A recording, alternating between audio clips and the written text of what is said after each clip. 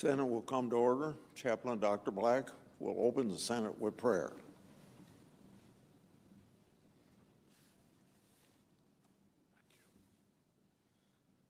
Let us pray. Gracious and almighty God, source of all wisdom, righteousness, and truth, we come before you with humble hearts, acknowledging our need for your guidance. Lord, we pray for the members of this legislative body. Grant them wisdom to discern what is right, courage to do what is just, and humility to seek your direction in every decision. Inspire them to think your thoughts, listen for your guidance, and faithfully serve the people in their care. Remind them that true strength and lasting hope are found in your sovereign power. Sustain them in your mighty hand. Bless them with unity, integrity, and compassion. Lord, guide their work for the good of our nation and the well-being of all people. We ask these things in your holy and all-knowing name. Amen. Will you please join me in the pledge? I pledge allegiance to the flag of the United States of America and to the republic for which it stands, one nation under God, indivisible, with liberty and justice for all.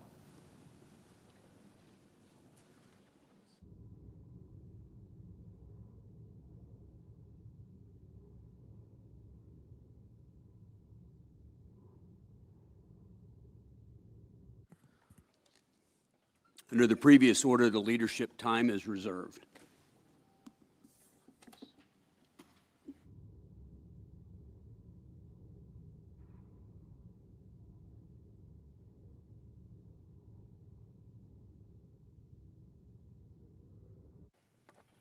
Senator from Iowa.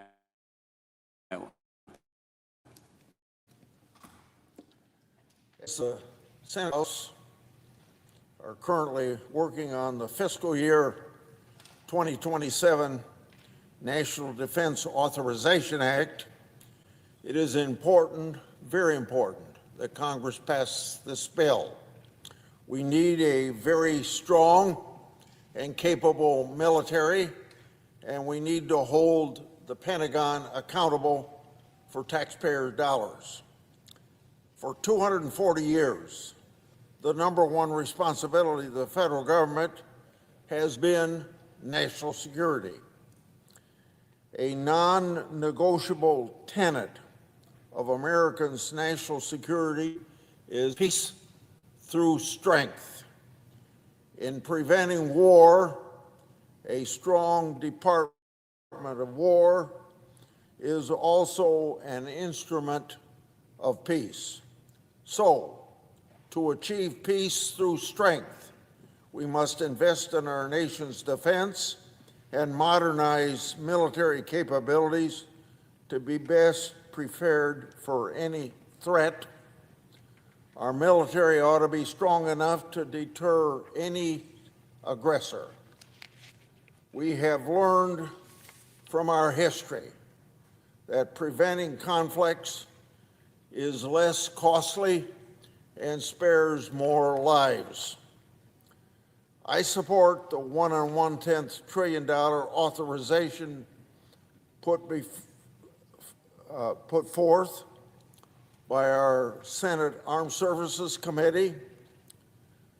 The fiscal year 2027 defense bill supports our service members, boosts our national industrial defense base, and allows for historic investment in our national security. This legislation also includes important provisions that I backed to hold defense contractors accountable. This includes a requirement that contractors provide notification when the price of a product or service increases beyond a predetermined threshold. While our investments in defense increase, ensuring accountability and fiscal responsibility is very paramount. Companies that work for the government should not be ripping the taxpayers off. I'm also pleased that a provision I worked on is included in the bill that reinforces the notion that Russia's aggression towards Ukraine is unacceptable. This provision prohibits funds being used to recognize Russia's control over any Ukrainian territory, which territory has been forcibly seized by Russia. I have offered several amendments to this defense bill to combat crime and support law enforcement, strengthen security provisions and cooperation in the Baltics, and condemns very strongly Russia's abduction of Ukrainian children. That has been in the amounts of tens of thousands of children. If the defense bill is passed this year, it will be the 66th consecutive year that Congress has passed this important annual defense legislation. So I look forward to working with my colleagues in the Senate to pass a defense bill that strengthens our national security and best supports our military readiness. I yield the floor, suggest the absence of a quorum. Clerk will call the roll. Ms. Alsobrooks.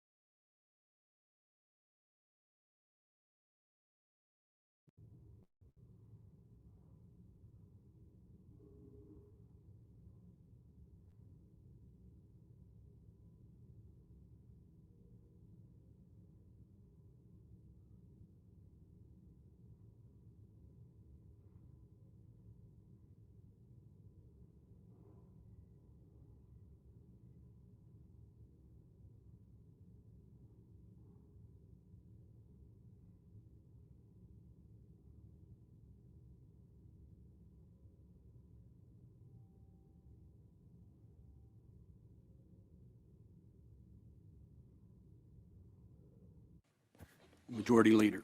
Mr. President, I would ask unanimous consent the quorum call be suspended. Without objection. Mr. President, I understand that there are 4 bills at the desk due for a second reading in block. Second time on block. The clerk will read the title of the bills for the second time on block. S 4952, a bill to combat fraud in federal programs and for other purposes. HR 2347, an act to amend the Internal Revenue Code of 1986 and so forth. HR 5334, an act to amend the Internal Revenue Code of 1986 and so forth and for other purposes. HR 8469, an act making appropriations for military construction and so forth and for other purposes. Mr. President, in order to place the bills on the calendar under the provisions of Rule 14, I would object to further proceeding in block. Objection having been heard, the bills will be placed on the calendar. Mr. President, before I begin my remarks this morning, I want to offer a word of welcome to the new senator from South Carolina.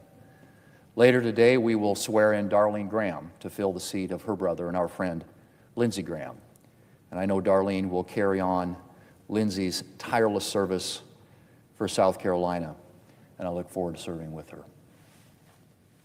Mr. President, like many of us, I represent a state with a rich heritage of military service. And South Dakota continues to punch above its weight in our armed forces. Our National Guard is frequently called up for critical deployments at home and around the world. And Ellsworth Air Force Base is a key asset to our national defense. In fact, today, Ellsworth is the largest construction site in the Air Force as it prepares to host the first B-21 bombers next year. During the recent state work period, I was glad to welcome Air Force Secretary Troy Mink, a South Dakota native, to Ellsworth. We met with the base leadership and some of the airmen stationed there, and we saw the progress the base is making as it prepares for its important new mission. Mr. President, whether responding to a natural disaster at home or fighting our enemies abroad, the men and women in America's armed forces stand ready to answer the call. They are our most important national security asset. And we have an obligation here in Congress to ensure that they have everything they need for whatever the mission may be. I know senators on both sides of the aisle take that obligation seriously, and we must. As I've said so often before, if you don't get national security right, the rest is just conversation. If we don't make national security a priority here, we run the risk that Americans serving in uniform won't have what they need when they need it. Mr. President, that's why the National Defense Authorization Act is one of the most important bills that we do each year. It's the bill that helps ensure our military is ready today and prepared for tomorrow. And I'm proud that our colleagues on the Armed Services Committee, with the leadership of Chairman Wicker and Ranking Member Reed, have reported out a strong National Defense Authorization Act for the year 2027. For the 66th year in a row, the Armed Services Committee has produced a bipartisan NDAA. And later today, we're going to have a vote to proceed to this important bill. Mr. President, we've had regular reminders over the last few years that we live in a dangerous world, that America still has enemies that want to attack us, our allies, and our interests. We've seen, too, how quickly warfare evolves in this day and age. Mr. President, this year's NDAA will not only help ensure that America can keep pace with those challenges, but also that we can outpace our adversaries. It puts a heavy emphasis on unmanned systems, especially drones and counter-drone measures. It also continues shipbuilding efforts to strengthen our naval fleet. And as for our air power, this year's bill will help ensure we maintain a force of at least 1,800 fighters and supports the new B-21 long-range strategic bomber. Mr. President, there's a lot I could talk about in this bill, from investing in our nuclear deterrent to supporting munitions production. But I'll mention just 2 more important aspects of this year's bill. First, it builds on efforts in last year's NDAA to reform defense acquisition. That includes allowing multi-year procurement contracts that allow the Pentagon to do business more efficiently with greater predictability and savings for taxpayers. And Mr. President, I need to mention what this bill does for the men and women serving our country and their families who serve alongside them. This year's NDAA supports a 3.6% pay raise for our troops, and it invests in a number of quality of life improvements for them and their families. Investments in education, housing, health care, and child care. Mr. President, our colleagues on the Armed Services Committee have put forward a strong bill for our national security and for the men and women who defend our nation. It's my hope that we'll be able to pass this bill out of the Senate soon and begin the process of working with our counterparts in the House and with the White House on a final bill. Republicans are ready to go. The question is, how will Democrats vote today? Are there enough Democrat senators who support moving forward with a bipartisan, Mr. President, defense bill? I see no reason that there shouldn't be. But then again, Democrats have allowed the politics of obstruction to determine so many of their actions for the last year and a half. I certainly hope that Democrats won't now put politics ahead of support for our men and women in uniform. But that's up to them.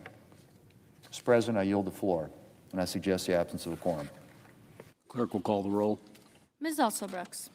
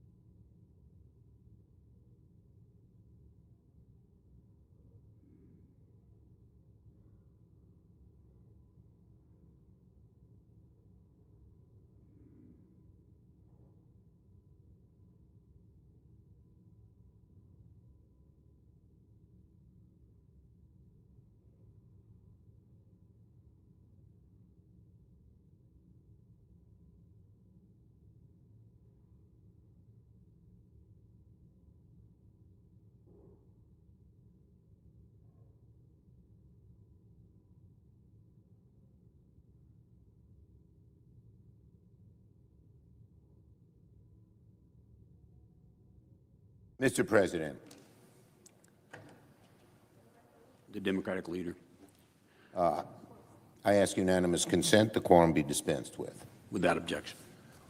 Mr. President, how long will Republicans let Trump's secret police continue to sow chaos and violence in our American streets? For the second time in less than a week, ICE agents fatally shot someone, first in Texas and again in Maine yesterday. There's still a lot of unanswered questions about these two shootings, but what little we do know is disturbing, to say the least. Both cases appear to have involved ICE agents who are not wearing body cameras, killing individuals who are not subject to the agent's warrant. Why were these two people shot at and killed? We don't know the answers. There are no body cameras yet. There are no body cameras as we would have required. The ICE agents in Texas were also riding in unmarked vehicles. If Republicans had passed our bill, there would be body cameras, proper agent ID, warrant requirements, and other common sense reforms, and these killings might not have happened. I hope our Republican colleagues are listening. If they had passed our reforms, these killings might not have happened. With those reforms, we would have at least had a better idea what exactly happened, so we can avoid further killings in the future. Instead, Republicans poured tens of billions of dollars into Trump's rogue agencies with no strings attached. No strings attached. While every other police department in America has rules, our Republican colleagues in Trump said, no rules. Do whatever you want. And look what results. Look what's happened. It's dangerous to give ICE agents free rein when we expect every other law enforcement agency in the country to follow basic codes of conduct. Allowing unidentified federal agents to roam through American streets, kick down people's warrant, shoot people dead in the street without any provocation, as it might well be here, that's an invitation for state-sanctioned violence, not an immigration policy. I am calling on the Trump administration to release all information related to these two shootings, and we need to conduct independent investigations of each. The American people need to know how and why this chaos is spreading through their streets. And Republicans, which refuse to go along with real reform of ICE, reforms that we see in every police department in the country, should pivot, change their minds, realize these shootings were just awful, and work with us to reform this rogue agency. The American people need to know, of course, how and why this chaos is spreading through their streets, and we need a complete investigation that's independent. Now on Iran and the NDAA. When all the Trump administration can say about his disastrous war with Iran is that Vietnam was worse, a point Trump made yesterday, he reveals the scale of his failure. This is what Donald Trump said. The only thing he can say is Vietnam was worse. Oh my God. A war that killed close to 50,000 Americans, a war that lasted almost a decade, a war that ripped America apart in ways that took decades to recover. That's what he compares Iran to? Oh my God. Trump's supposed ceasefire deal has completely collapsed. Our troops are coming under attack. The Strait of Hormuz is a minefield. Gas prices are going back up, and Donald Trump is totally out of his depth. In fact, Donald Trump is drowning in the Strait of Hormuz because he has no plan. He had no plan when he got America into this war, and he has no plan on how to get us out. Trump started the war without authorization, without a strategy, without an exit. The reason that we have War Powers Act is to force an administration to think through the consequences of going to war ahead of time. Trump, of course, didn't listen. Finally, after weeks, bipartisan majorities in both chambers of Congress voted to end it. We had tried and tried. Finally, enough Republicans joined us, but Donald Trump ignored them. So now the White House has formally notified Congress that hostilities have resumed, that American strikes are underway again, and our forces remain positioned for more. Yet Republicans want the Senate to take up the NDAA, the national security bill, while ignoring the nation's most urgent national security crisis. We cannot. I will voting no. The president is waging an unauthorized war, defining bipartisan majorities in Congress, refusing to level with the American people out the cost, the mission, or the end game. The NDAA cannot become a permission slip for that recklessness that we see occurring in Iran. Donald Trump does not get to drag the American people deeper into a war he cannot explain and does not know how to end, and then demand Congress look the other way. Donald Trump and the administration have no authorization, no strategy, no peace, no blank check. Therefore, a day after the president told Congress that his war is back on, I am a no, a strong no, on NDAA. On this Trump election task force, just gets crazier and crazier with this administration. Yesterday, the White House announced that Trump's task force will reveal intelligence reports that supposedly corroborate his baseless lies about the 2020 election. Give me a break. Donald, start focusing on lowering Americans' costs, not your conspiracy theory that the 2020 election was stolen from you. You don't have proof. You haven't come up with proof for. You haven't come up with proof because it isn't there. Haven't come up with the proof because it isn't there. There is no proof.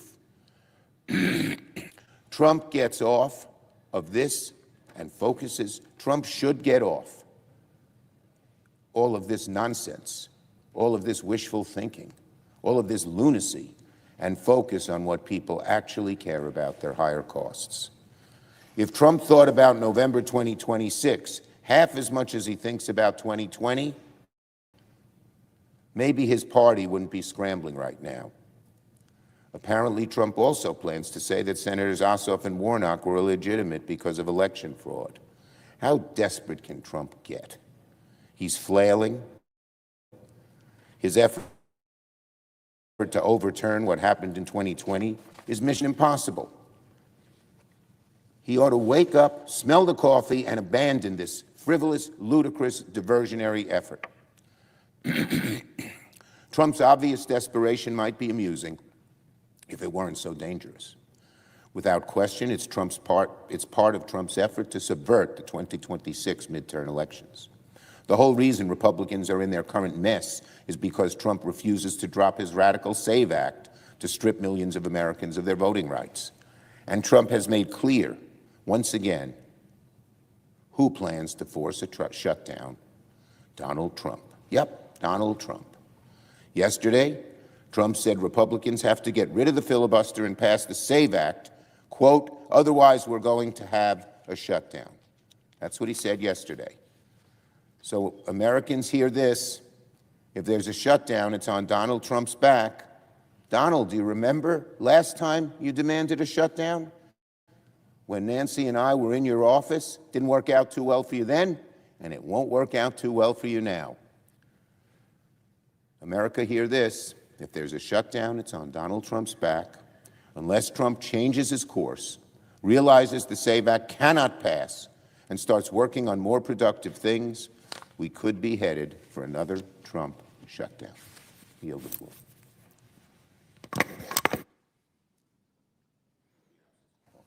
Clerk will call the roll. Ms. Alsobrooks.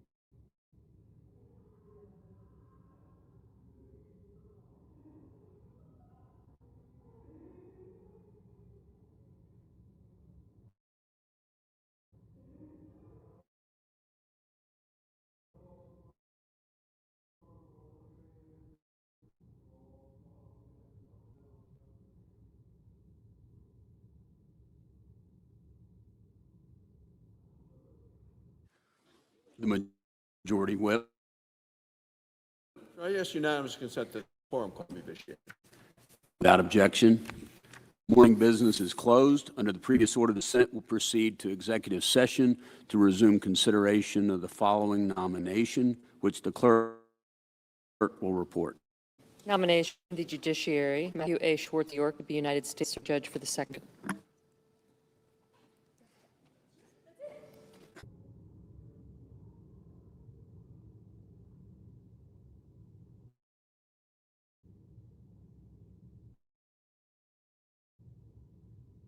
And colleague Lindsey Graham. Our colleague from South Carolina, he led an impactful life. He leaves an impressive legacy and left all of important lessons for life. The great cause to which Lindsey Graham devoted his life was the United States of America. That's what it was, day one, all the way to the end.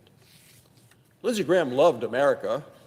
He believed that our nation is exceptional, as do so many of us. He believed our nation was worth fighting for. He believed especially in the American people. He fought for the people of his home state of South Carolina and the people of this great country every single day, and he did it with determination. He always believed that America was a nation that he needed to fight for every day to make us safer and stronger. His life was shaped early on by duty and love. Tragedy came early. At the age of 21, he lost both of his parents within 15 months. At the time, he began raising his 13-year-old sister, Darlene, and he made sure that she stayed in school and went on to continue her education in college. He was with her all the way. He later adopted her. Lindsey once said that he was most proud of the woman that Darlene had become. Now Darlene is going to fill her brother's seat right here in the United States Senate. And there is nobody better to carry on Lindsey's legacy than his beloved sister. Mr. President, Lindsey was a strong advocate for our military. He joined the Air Force right out of law school, and he served our nation in uniform for 33 years. He remained in the reserves, even while serving in Congress. One year over New Year's, Lindsey was serving in Afghanistan, and I went and met him there, and we went and visited with the troops from my home state of Wyoming and with his troops from South Carolina. He never let anyone forget how proud he was of our service members and of our country. Lindsey's dad ran a bar in South Carolina. Lindsey talked about it often. He used to say it was good training for his life in politics. Lindsey told me that one of the key lessons he learned from his father was this. He said the key to being a successful bar owner in South Carolina, probably or anywhere, is you have to be funny enough that people will keep coming back. You have to be tough enough so people won't take over your business. That was Lindsey Graham. He was the funniest man in the United States Senate. His humor, it was like super, brought people together, kept them together. Lindsey and I went to war zones, and we visited Iraq, Afghanistan, Ukraine, and we traveled to show our support for the men and women of our military. Lindsey and I got to know each other a lot on those long trips. We shared a lot of laughs, and never forget how much fun it was with Lindsey to sing the lyrics of the old television shows, ones from the 50s, 60s, and 70s, some of his favorites, and he knew all the words. Gilligan's Island, the Beverly Hillbillies, the Addams Family, Green Acres, F Troop, and of course, Car 54, Where Are You? We'd sing together, we'd laugh, and these moments will stay with me forever. His friendship meant the world to me. You know, Lindsey was constantly on the move. He just returned from Ukraine this past weekend. He was scheduled to be on Meet the Press on Sunday morning in the studio. I think his favorite three places to be were at home in South Carolina, on the golf course with President Trump, and in front of the TV camera for Sunday morning news shows. His greatest strength, of course, was his character. In Congress, people are often divided into show horses and workhorses. Lindsey was both. He was a show horse and a workhorse. And he was the best at both. As President Trump said on Sunday morning, Lindsey was uncommonly hardworking, energetic, and steadfast. When Lindsey believed in something, he fought for it, and no one was more effective.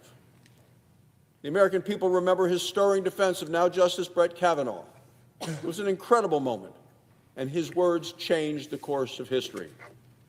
Lindsey was a true conservative, and he believed also in working across the aisle. He wanted to tackle our nation's most pressing challenges, and he knew in many ways you had to do that in a bipartisan way. He believed in the Reagan approach. If you can't get the whole loaf at once, take it a slice at a time. That's how the Senate's supposed to work. Lindsey chaired some of the most powerful committees in this chamber. As chairman of the Senate Judiciary Committee, he led the second fastest confirmation of a Supreme Court justice of all times, Amy Coney Barrett. When this Congress began in 2025, he became the chairman of the Senate Budget Committee. He made clear that he would carry out the agenda that the American people had just voted for in November of 2024. He guided the Senate through some of the toughest battles we've ever had. The Working Families Tax Cuts Law and the Secure America Act are a direct result of Lindsey Graham's leadership.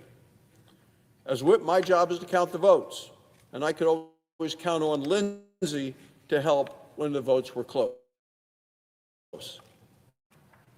The Senate has taken 105 hostile amendments from the Democrats in the last year and a half.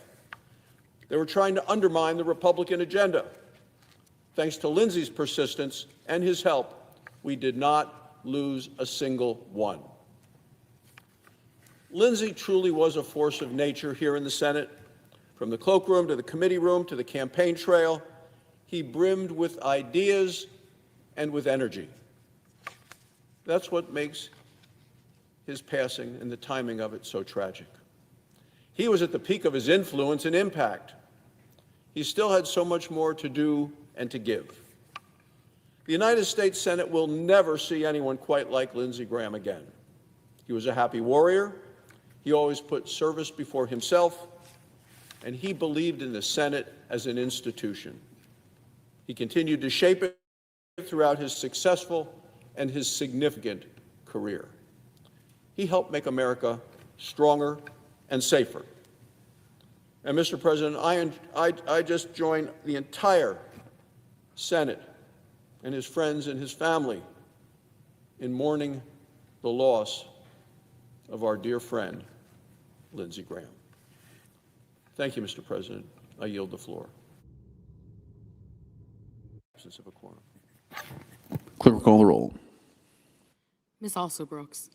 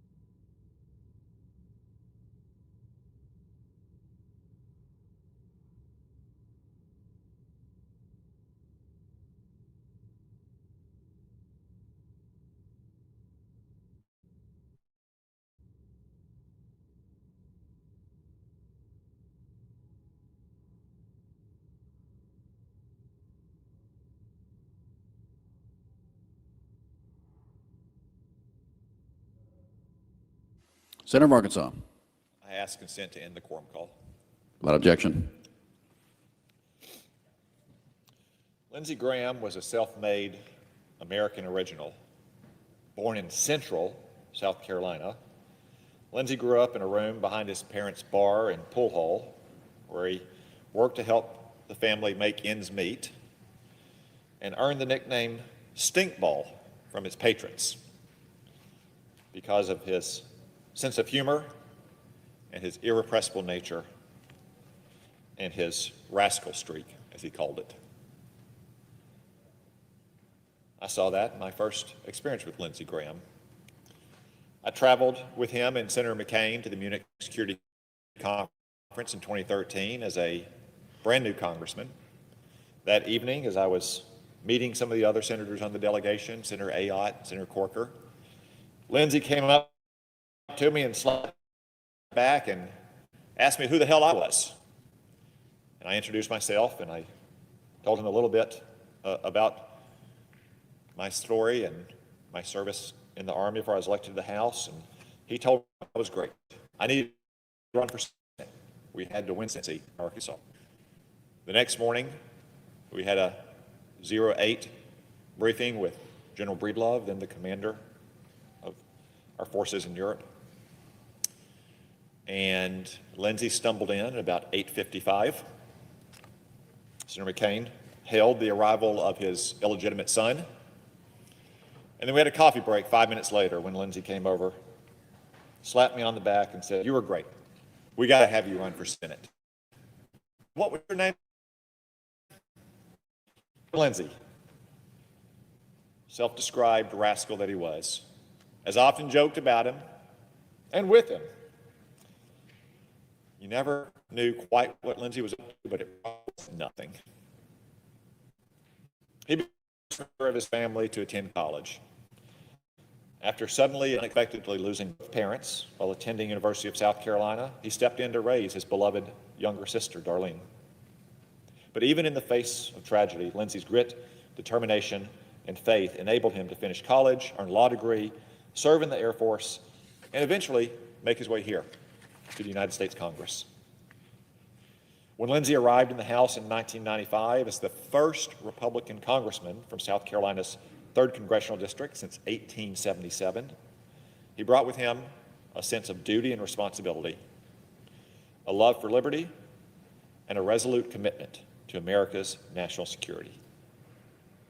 He carried this with him to the Senate, where he served for more than 2 decades and became the first person in South Carolina history to earn more than 1 million votes in a general election. Needless to say, South Carolinians loved him, and it's not hard to see why. Throughout my time working with Lindsey in the Senate, he fought for South Carolinians, he defended America's founding principles, and he supported the men and women in the military. He served as chairman of the Judiciary Committee, oversaw the confirmation of Supreme Court justice and more than 200 federal judges committed to upholding the rule of law as our founders intended. Further, Lindsey knew that strength produces peace and prosperity, and he believed that the United States is the greatest force for freedom that mankind has ever known. Through every bill he introduced, every speech he gave, every statement he made, Lindsey ensured our allies knew our word was good and our enemies feared our resolve. If you loved America, Lindsey loved you. And if you fought for freedom, Lindsey would fight for you. Only in America could a man like Lindsey Graham leave such a mark on our history and our future. That, above all, is a testament to his strength of character. Lindsey's unwavering love for our Lord, devotion to our country, and commitment to his family defined his entire life. He was an example of what makes America exceptional. Though we lost a dedicated public servant, a workhorse of a colleague, and an irreplaceable friend, his memory and his legacy will never be forgotten. I extend my deepest prayers, thoughts, and condolences to Darlene, Lindsey's family, Lindsey's staff, his friends, his loved ones. America and this Senate will forever be grateful to Senator Lindsey Graham for his lifetime of service, patriotism, and courageous leadership. Mr. President, I yield the floor.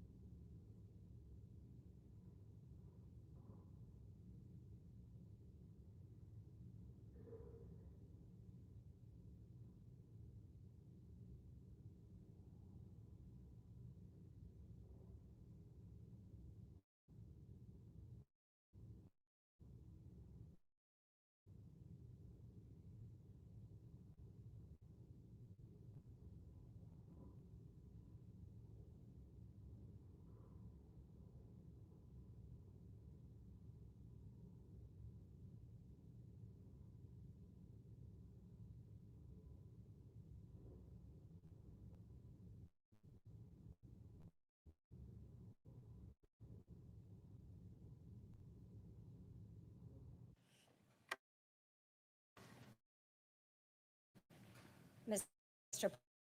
President. Senator. Mr. President, thank you.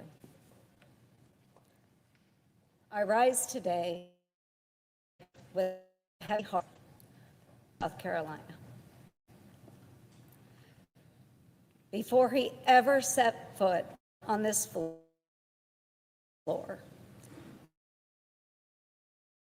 he wore the uniform of the United States Air Force, serving 33 years between the Air Force, South Carolina Air National Guard, and the Air Force. And his upbringing in the back of his parents' South Carolina bar shaped everything about how he approached his work here in the Senate. He understood in a way too few in Washington what it costs to defend freedom. He was one of the loudest on the importance of American leadership in this world. And before I joined the Senate, Lindsey was one of my earliest supporters. I am so grateful for his mentorship and his friendship throughout. It was really dear to my family. My mother's birthday was just a few days before Lindsey's. And through the years, he would call her on her birthday and wish her the happiest of birthdays. As my daughter entered the United States Army, he would call her and just give her words of encouragement in a hilarious way that only Lindsey Graham could. He was such a good and decent man. One thing we all knew about Lindsey was his great sense of humor. I'll never forget the gift he gave me after I won Iowa's Senate seat. In fact, I may be the only senator in history to be handed a mounted castration clamp with a plaque engraved, "Make 'em squeal, Joni," just off the floor of this chamber, courtesy of Lindsey Graham.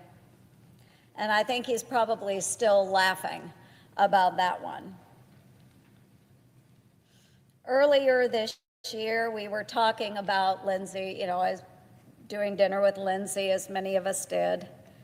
And we were talking about this year's race because he was running for another term in the Senate.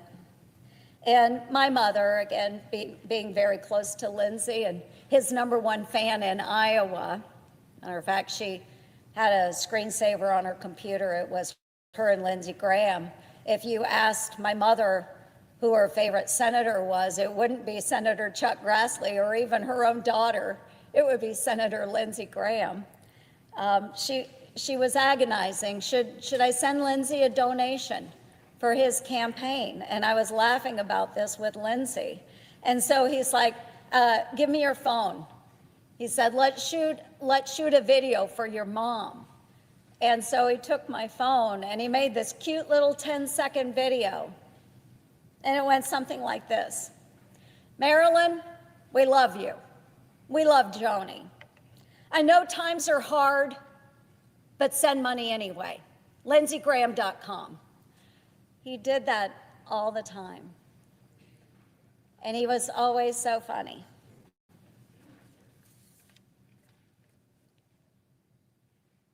And I can't tell you how many times I've watched that video over and over again and just laughed. He was certainly a very funny man, even when times were difficult. But behind the jokes was one of the most serious and effective legislators this body has ever known. He didn't care whose name was on a bill if the policy was right.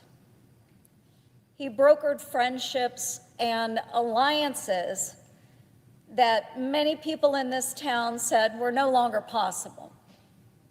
He fought hard. And then he would sit down and crack a joke with the people that he had just been arguing with.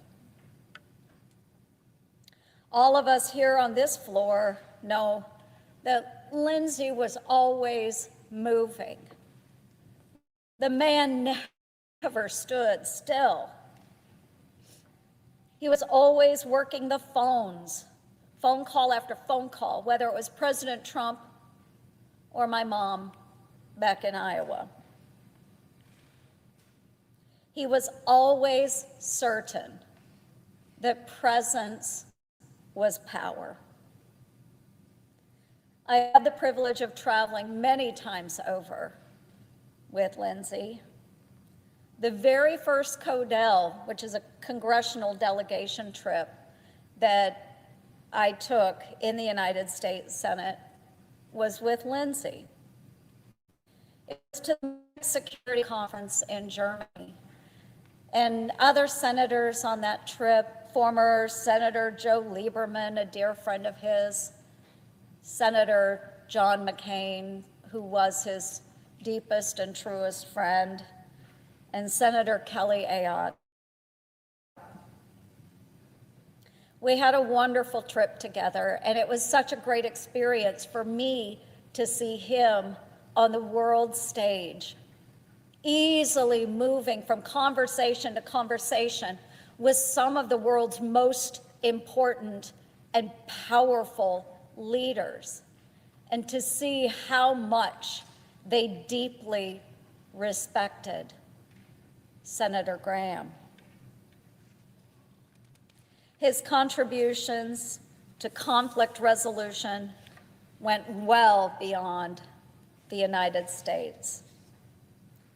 Just days ago, Lindsey was in Ukraine meeting with President Zelensky and standing with a nation fighting for its survival, because he believed at his core that American leadership was the difference between peace and oppression.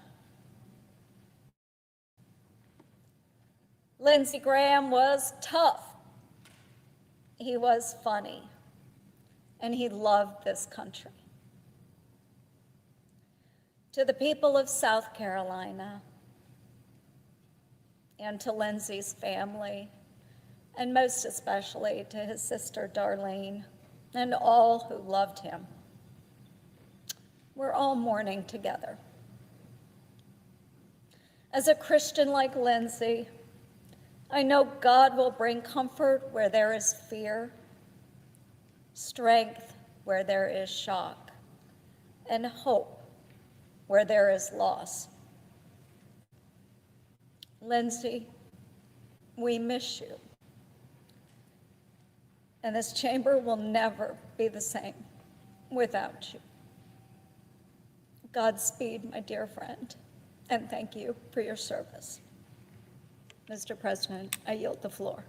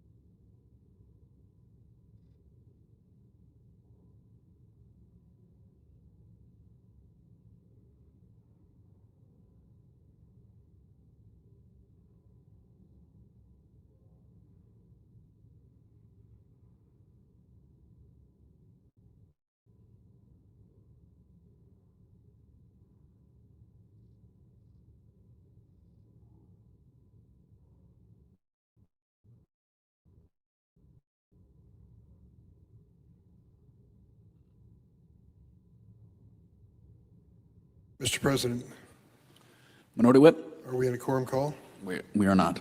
Mr. President, I ask unanimous consent that the scheduled vote start immediately. Without objection. The question occurs on the confirmation.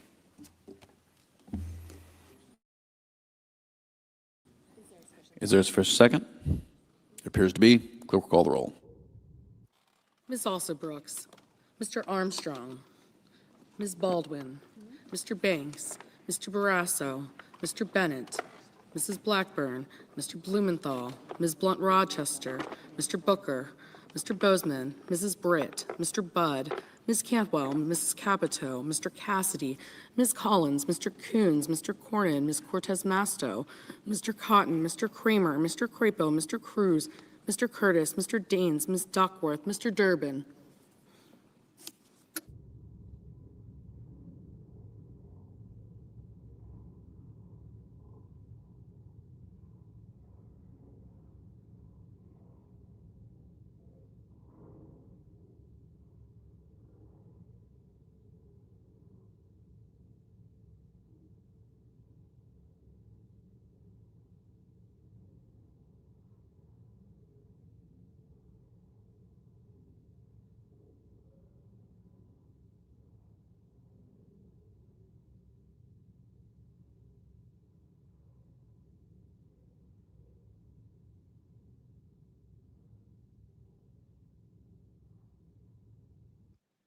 Ms. Ernst.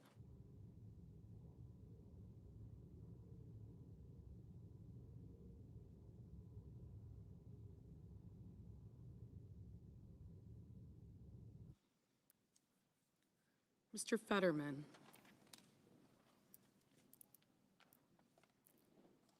Mrs. Fisher. Mr. Gallego.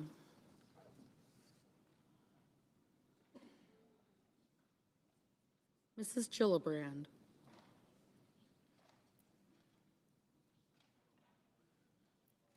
Mr. Grassley.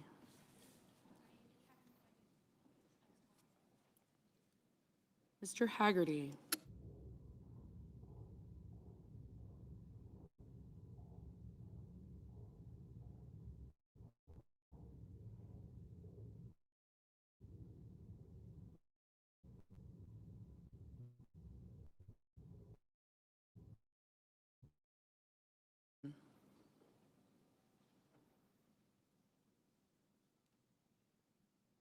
Mr. Hawley.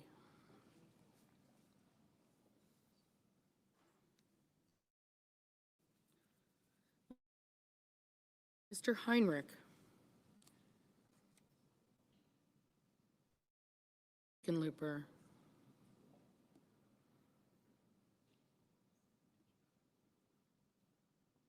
Ms. Hirono.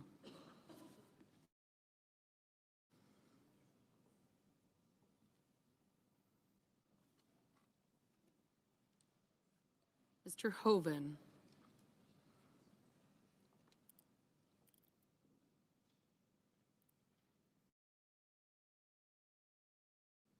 Mr. Husted.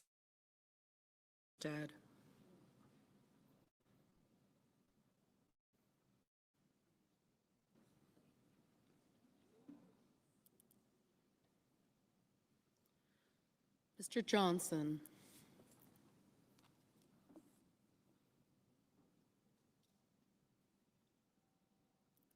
Mr. Justice.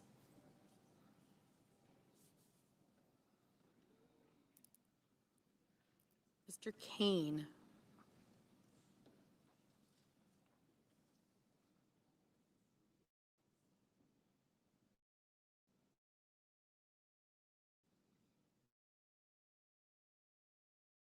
Mr. Kelly. Mr. Kennedy.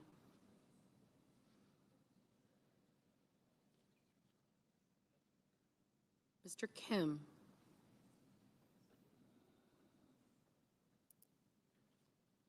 Mr. King.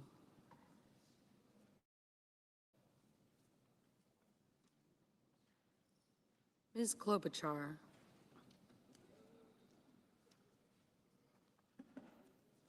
Mr. Langford.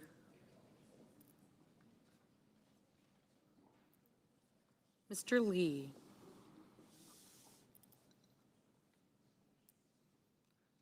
Mr. Lujan.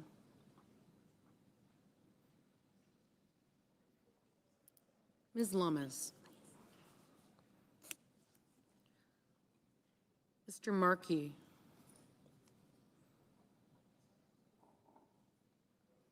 Mr. Marshall.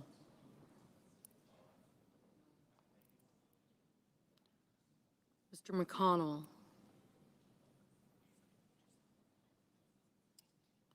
Mr. McCormick.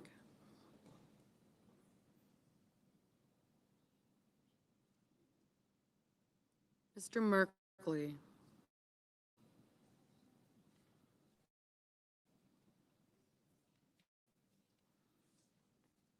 Mrs. B.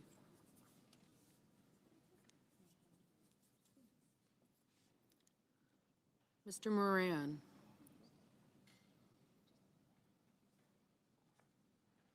Mr. Moreno.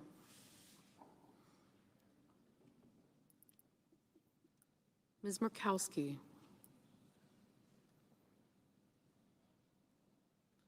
Mr. Murphy.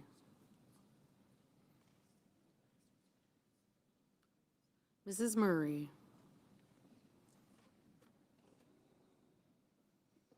Mr. Ossoff.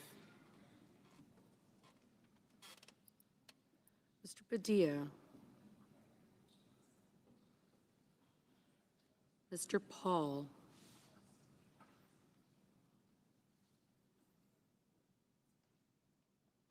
Mr. Peters. Mr. Reed.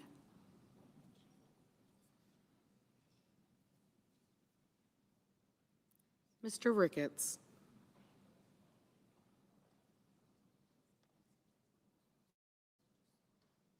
Mr. Risch.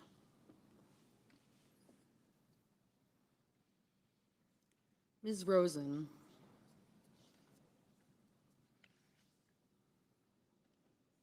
Mr. Rounds. Mr. Sanders.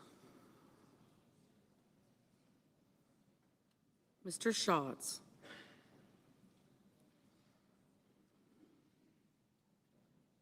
Mr. Schiff.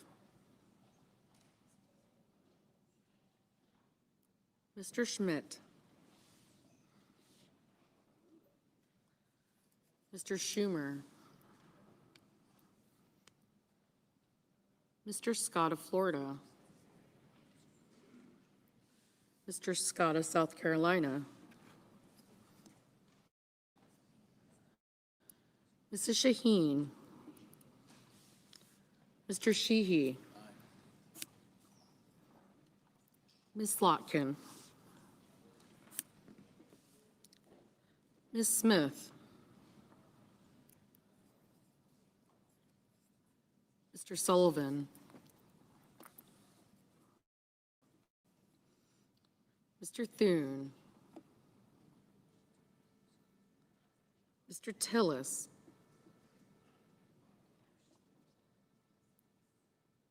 Mr. Tuberville.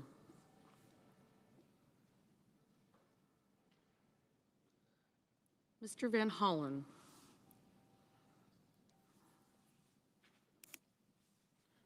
Mr. Warner.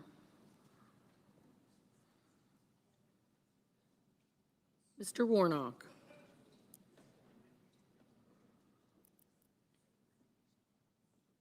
Ms. Warren.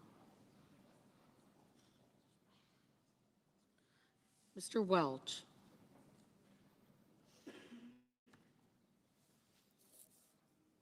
Mr. Whitehouse.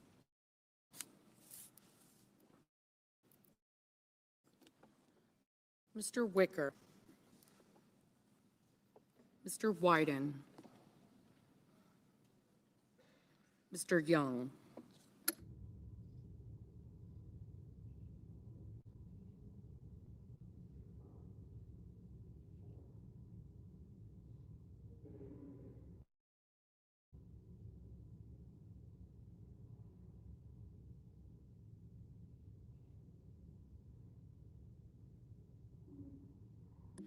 Senators voting in the affirmative: Britt, Crapo, McCormick, and Sheehy. Senators voting in the negative: Durbin, Schumer, and Smith.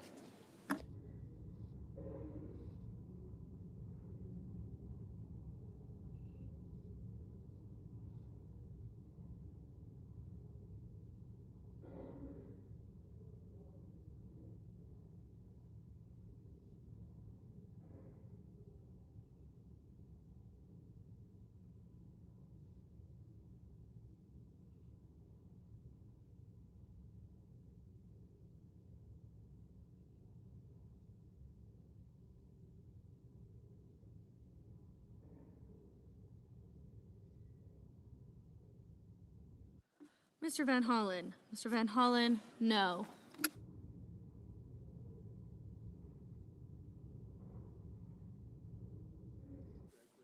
Mr. Grassley. Mr. Grassley, aye. Mr. Barrasso. Mr. Barrasso, aye. Mrs. Murray. Mrs. Murray, no. Ms. Baldwin. Ms. Baldwin, no.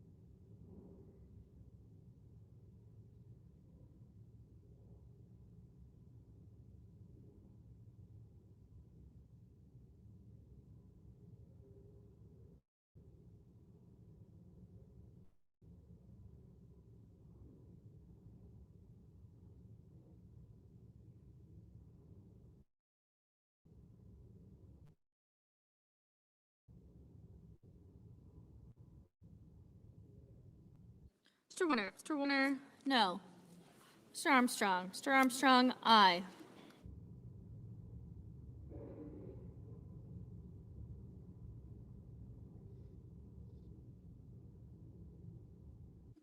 Mr. Husted. Mr. Husted, aye.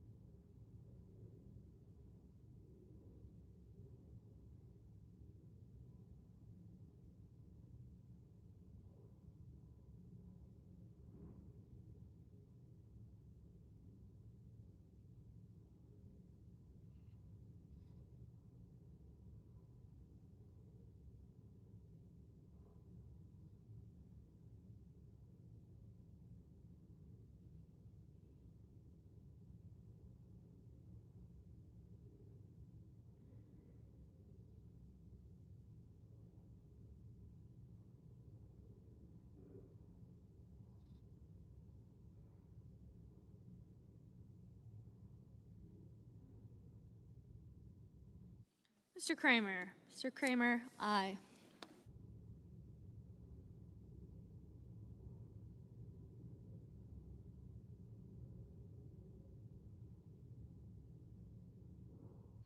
Mr. Budd. Mr. Budd, aye.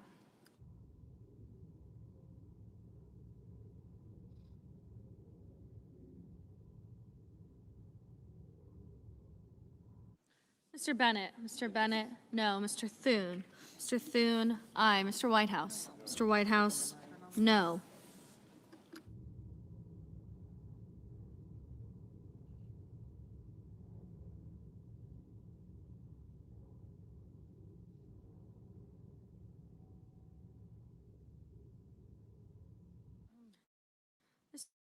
Mr. Reed. Mr. Reed, no.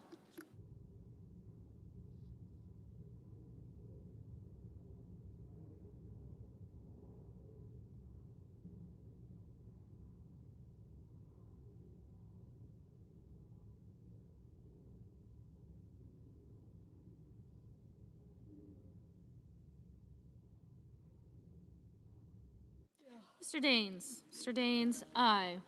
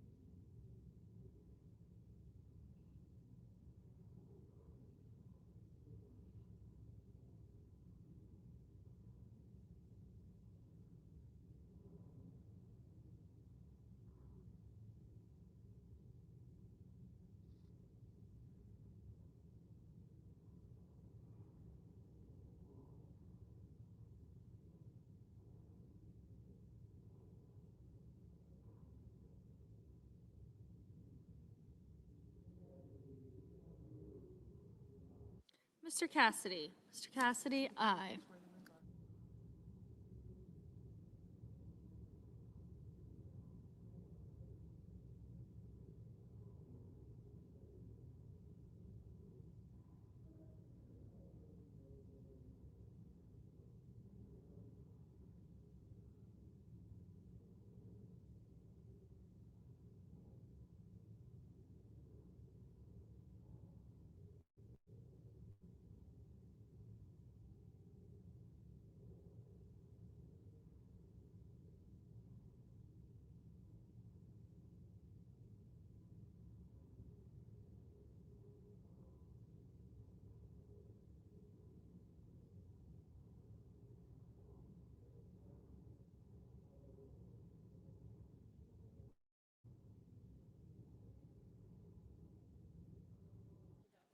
Mrs. Shaheen. Mrs. Shaheen, no.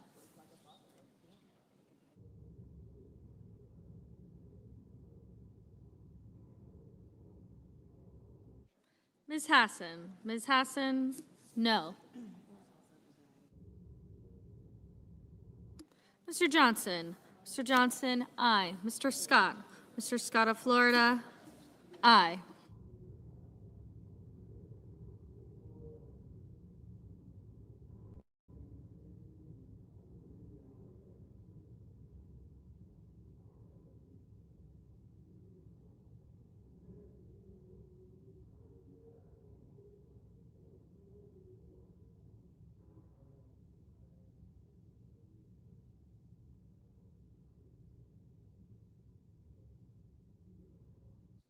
Mr. Rounds. Mr. Rounds, aye.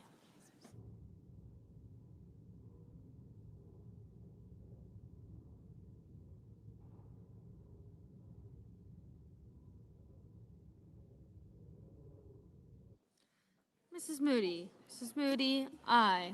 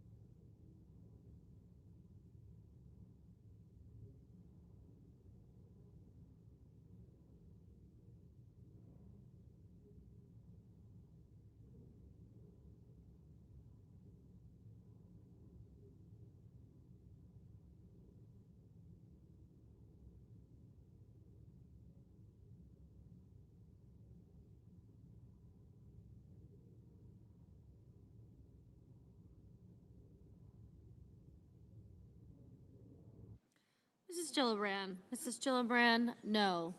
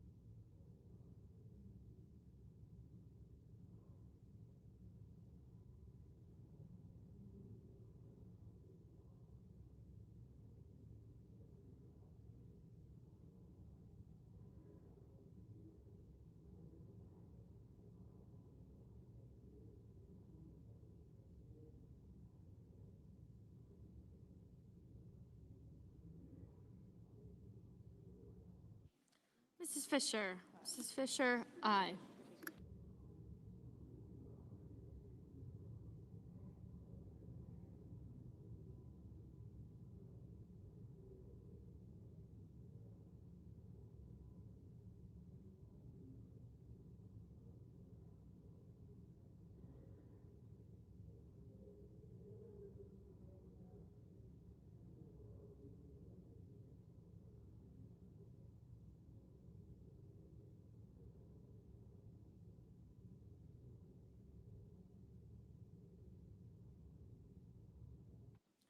Mr. Murphy. Mr. Murphy, no.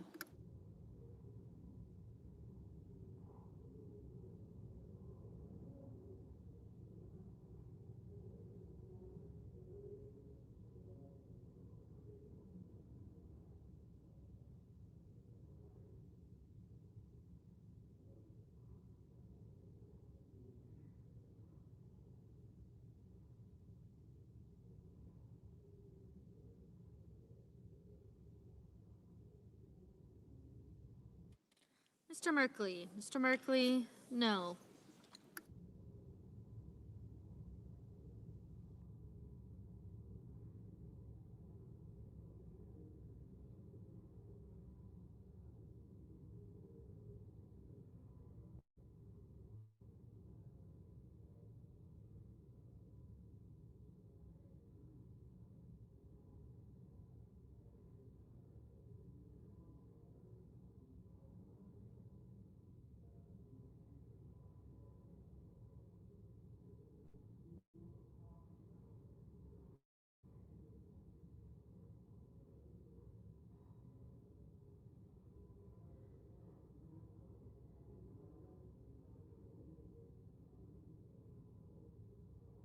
Mr. Hawley.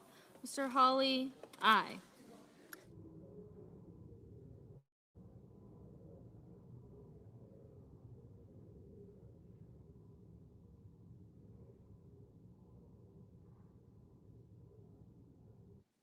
Mr. King. Mr. King, no.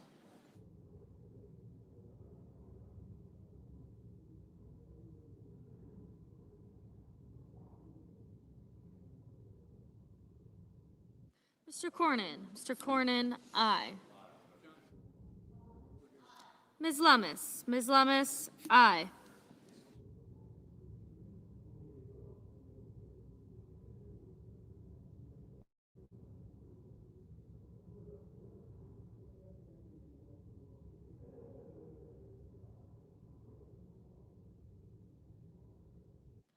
Mr. Curtis. Mr. Curtis, aye.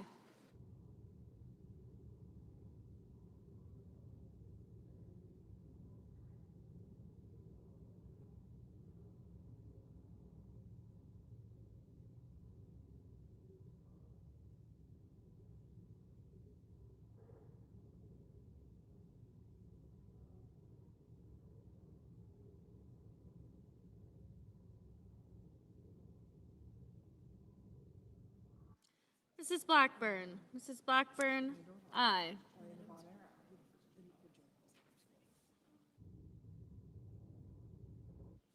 Mr. Bozeman.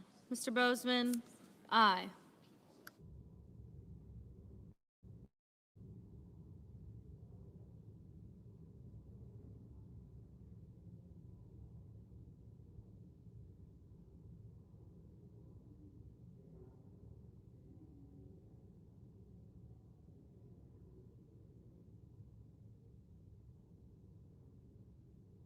Mr. Langford.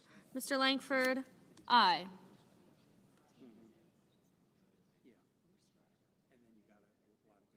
Ms. Collins. Ms. Collins, aye.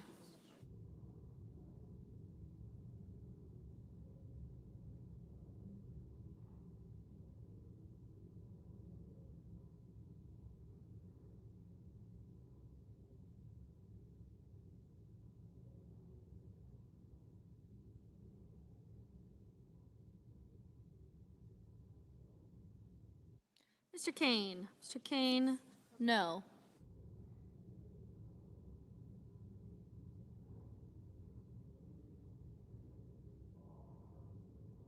Mr. Marino. Mr. Marino, Aye.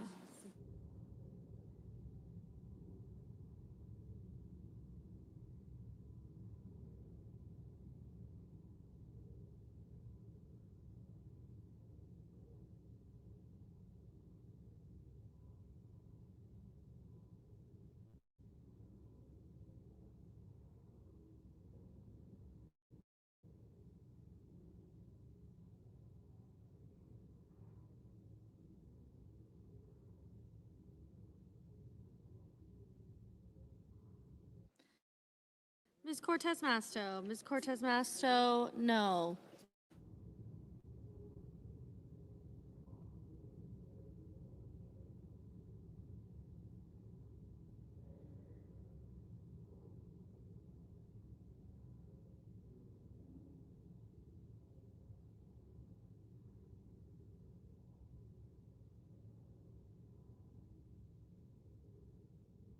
Ms. Cantwell.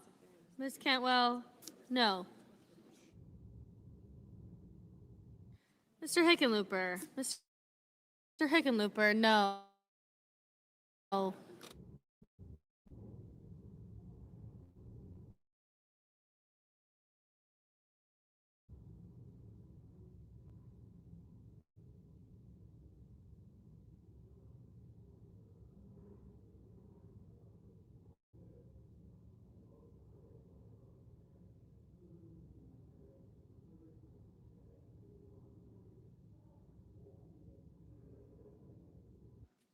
Mr. Kelly. Mr. Kelly, no.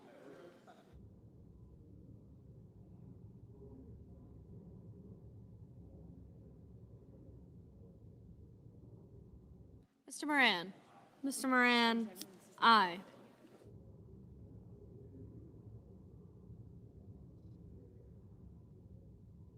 Mr. Schiff. Mr. Schiff, no.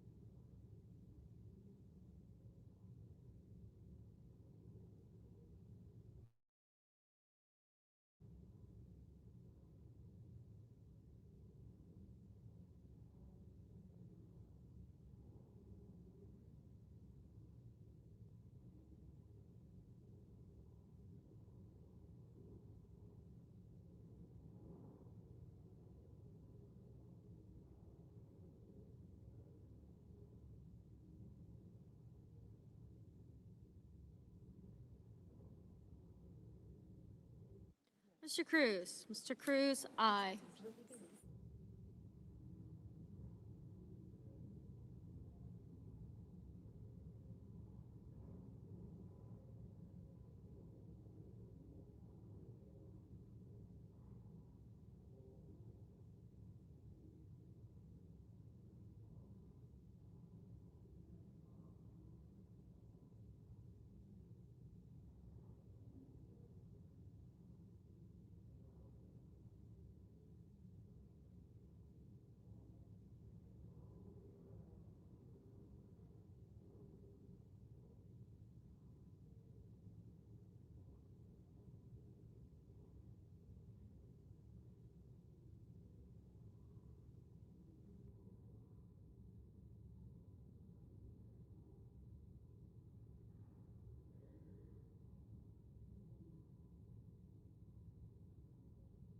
Mr. Kennedy. Mr. Kennedy, aye.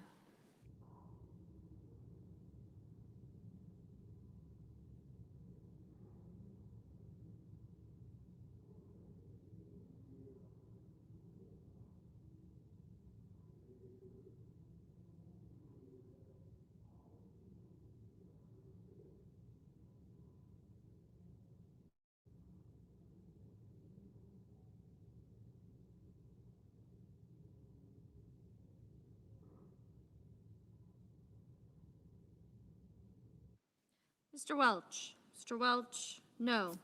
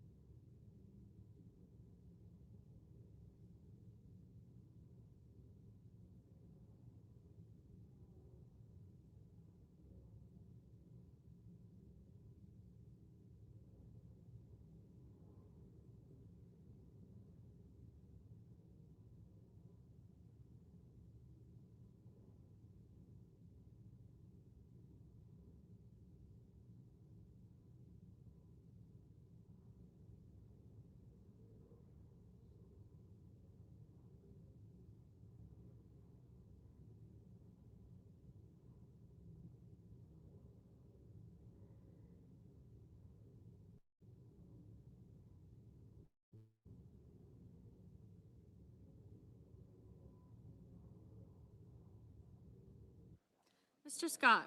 Mr. Scott of South Carolina, aye.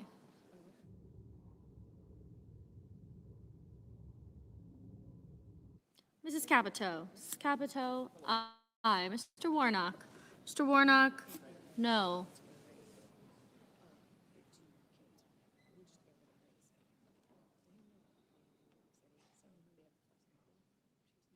Mr. Risch. Mr. Risch, aye. Mr. Peters. Mr. Peters, no.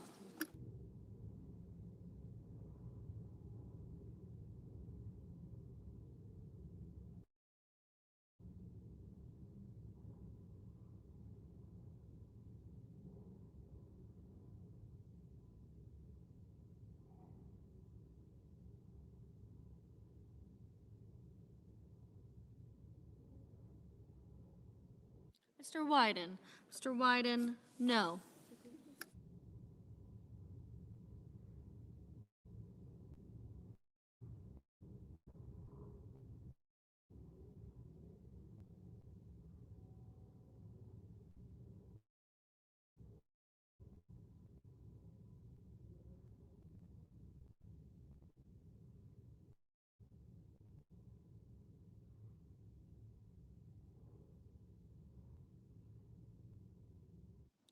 Mr. Sanders. Mr. Sanders, no.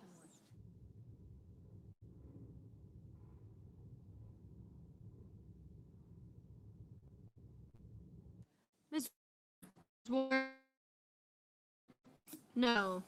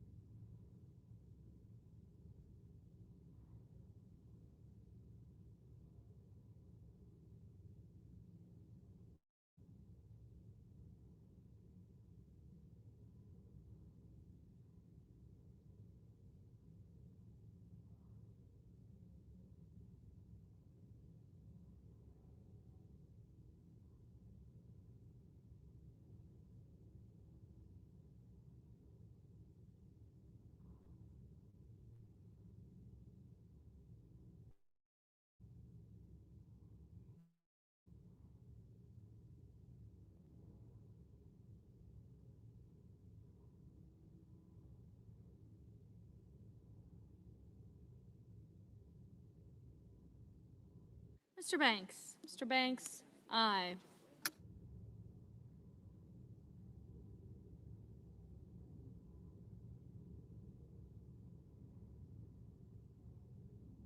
Mrs. Hyde-Smith. Mrs. Hyde-Smith, aye.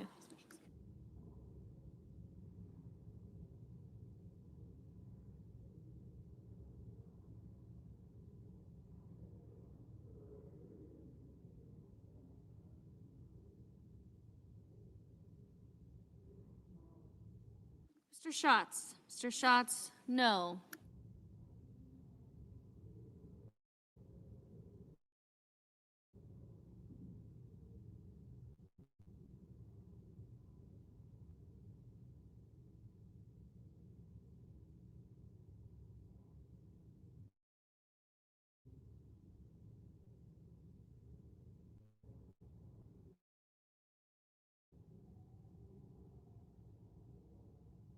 Ms. Duckworth. Ms. Duckworth, no.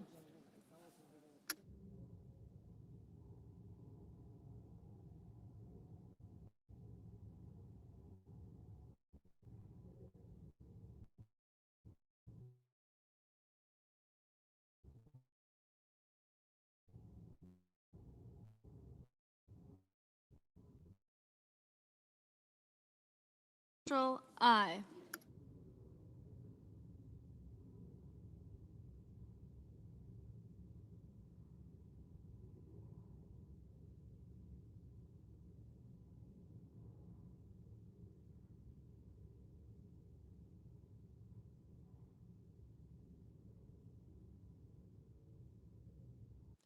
Mr. Schmidt. Mr. Schmidt, aye.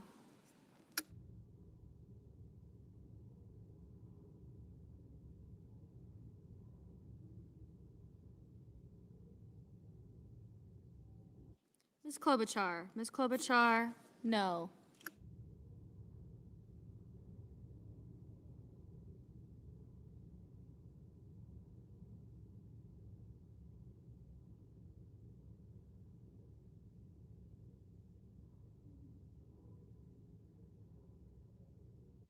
Ms. Hirono. Ms. Hirono, no. Ms. Slotkin. Ms. Slotkin, no.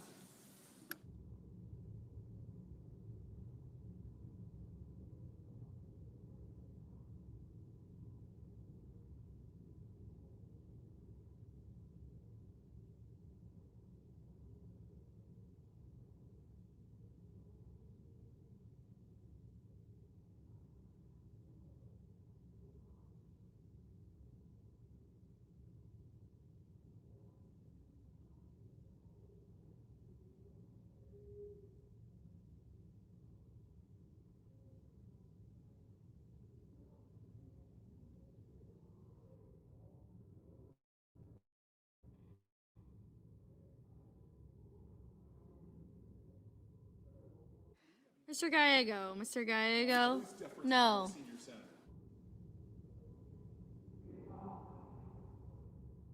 Mr. Lee. Mr. Lee, aye. Mr. Wicker. Mr. Wicker, aye. Mr. Booker. Mr. Booker, no.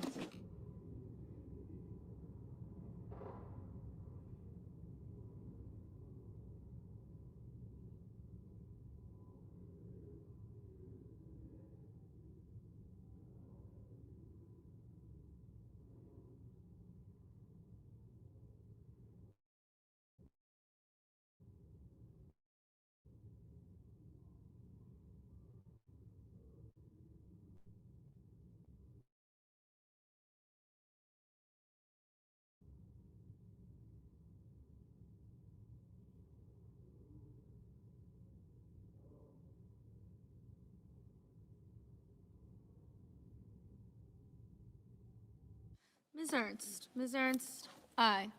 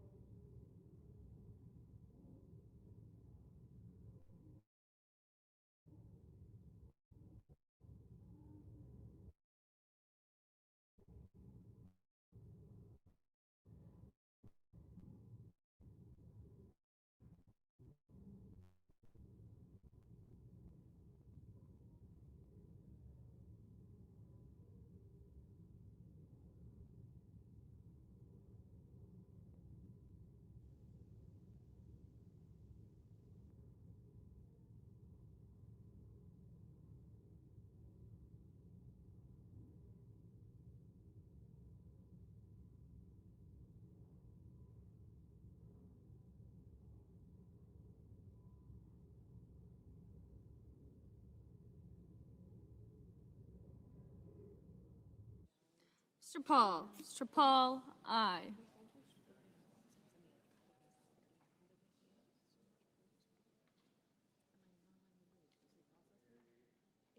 Mr. Ricketts. Mr. Ricketts, aye.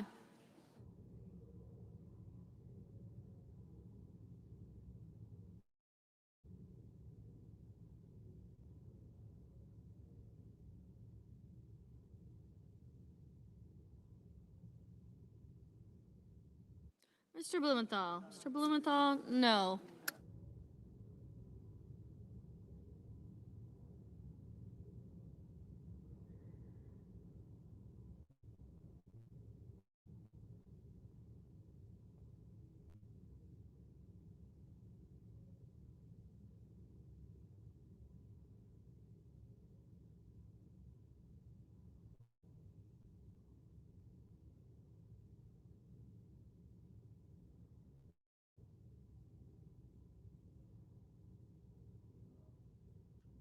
Mr. Kim.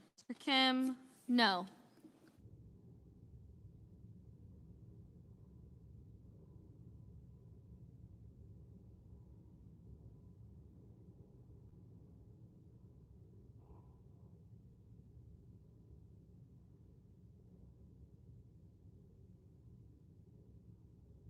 Mr. Young. Mr. Young, aye.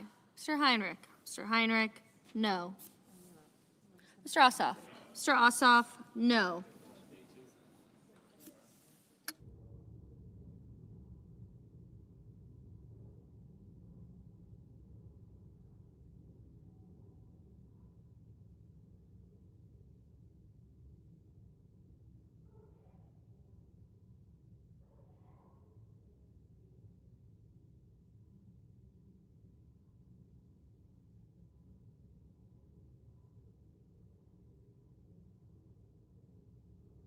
Ms. Alsobrooks. Ms. Alsobrooks, no.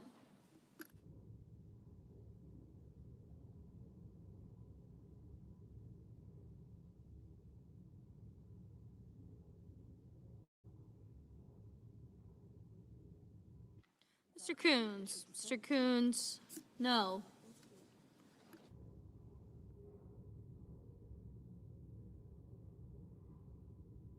Ms. Blunt Rochester. Ms. Blunt Rochester, no. Mr. Lujan. Mr. Lujan, no. Mr. Tillis. Mr. Tillis, aye.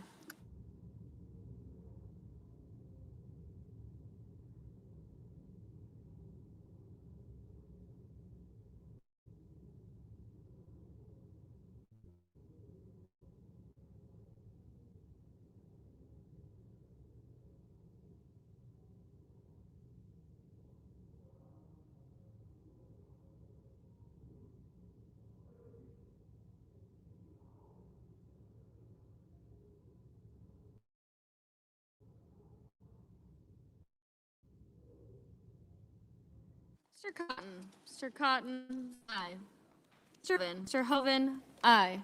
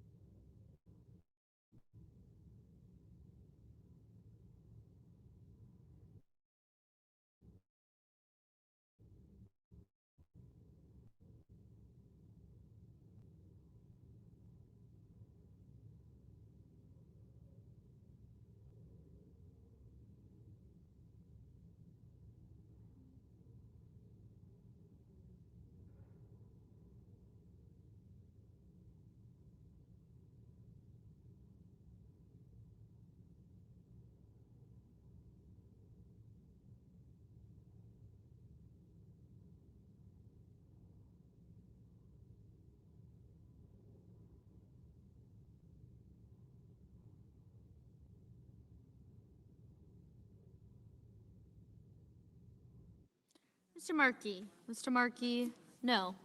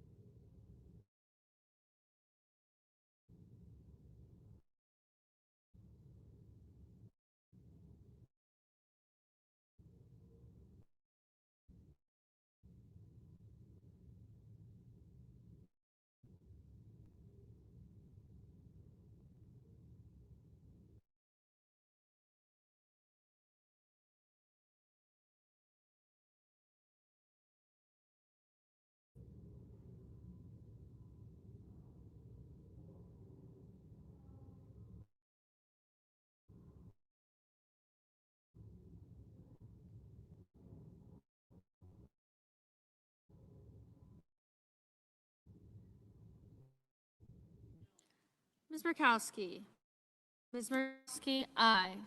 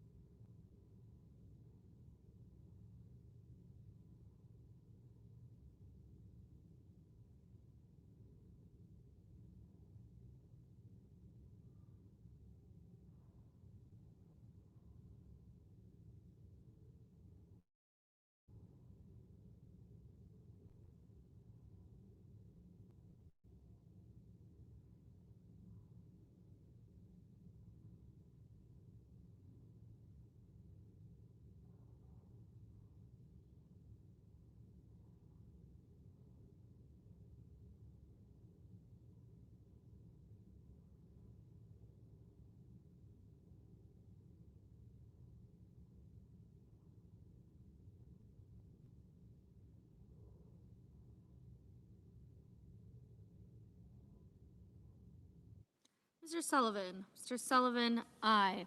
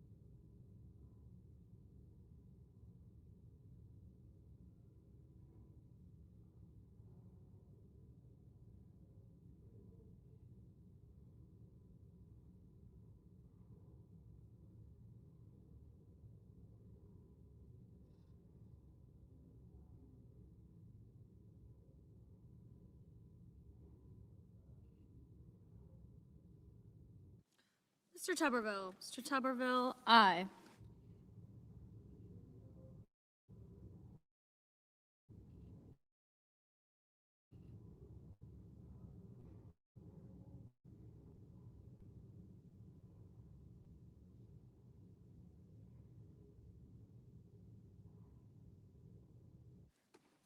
On this vote, the ayes are 50, the nays are 45, and the vote is affirmed.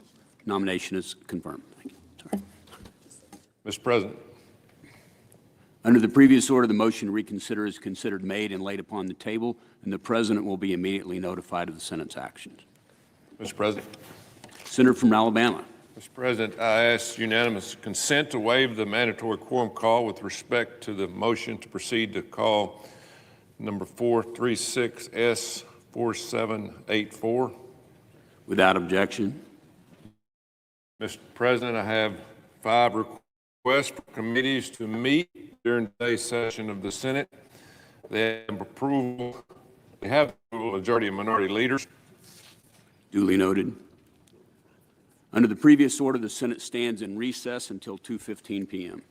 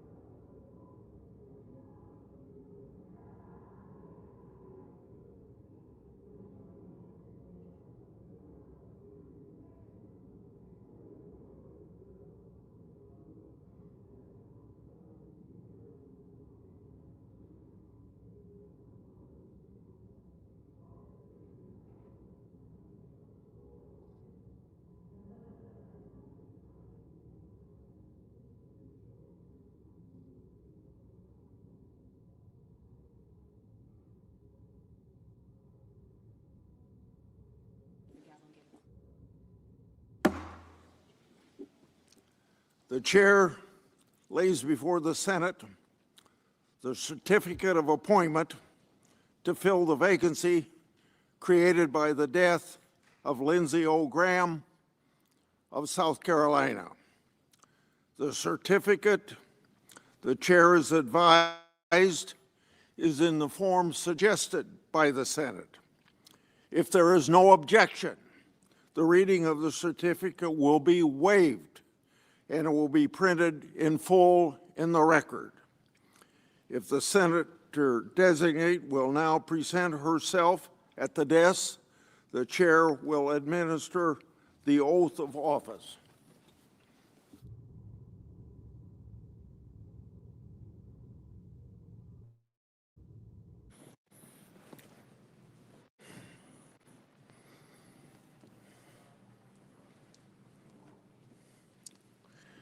Please raise your right hand. Do you solemnly swear that you will support and defend the Constitution of the United States against all enemies, foreign and domestic, that you will bear true faith and allegiance to the same, that you take this obligation freely without any mental reservation or purpose of evasion, that you will well and faithfully discharge the duties of the office on which you are about to enter, so help you God. I do.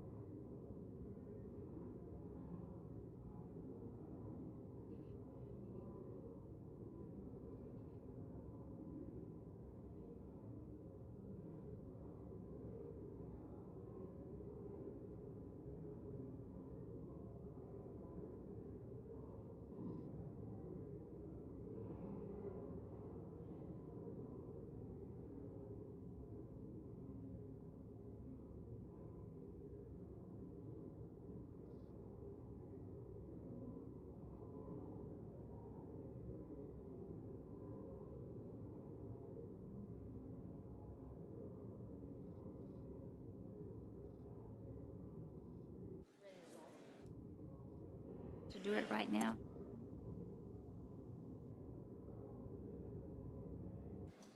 Give them the.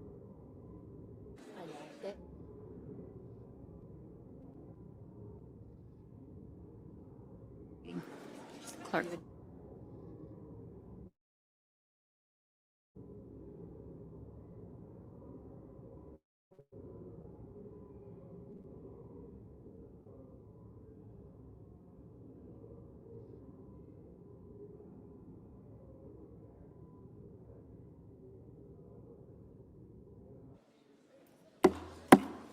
The clerk will report the motion to invoke cloture. Cloture motion, we, the undersigned senators, in accordance with the provisions of Rule 22 of the Standing Rules of the Senate, do hereby move to bring to a close debate on the motion to proceed to calendar number 436, S4784, an original bill to authorize appropriations for fiscal year 2027 for military activities of the Department of Defense, for military construction, and for defense activities of the Department of Energy, to prescribe military personnel strengths for such fiscal year and for other purposes, signed by 17 senators. Under the previous order, the mandatory quorum called under Rule 22 has been waived. The question is it the sense of the Senate that debate on the motion to proceed to S4784, an original bill to authorize appropriations for fiscal year 2027 for military activities of the Department of Defense for military construction and for defense activities of the Department of Energy to prescribe military personnel strengths for such fiscal year and for other purposes shall be brought to a close. The yeas and nays are mandatory under the rule. The clerk will call the roll. Ms. Alsobrooks, Mr. Armstrong, Ms. Baldwin,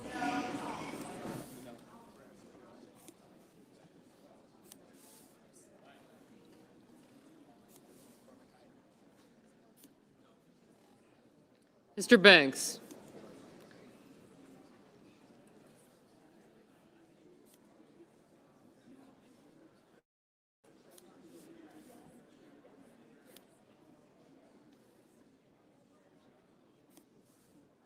Mr. Barrasso,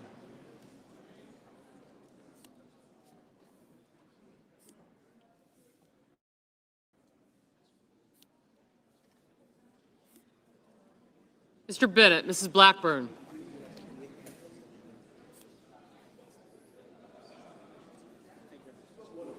Mr. Blumenthal, Ms. Blunt Rochester, Mr. Booker,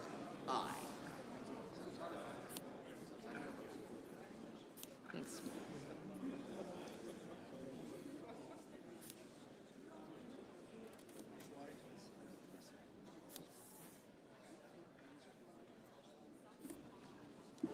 Mr. Bozeman, Mrs. Britt, Mr. Budd, Ms. Cantwell, Mrs. Capito, Mr. Cassidy, Ms. Collins, Mr. Coons,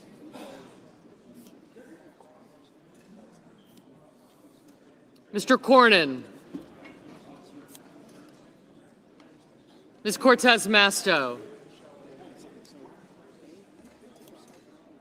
Mr. Cotton, Mr. Kramer,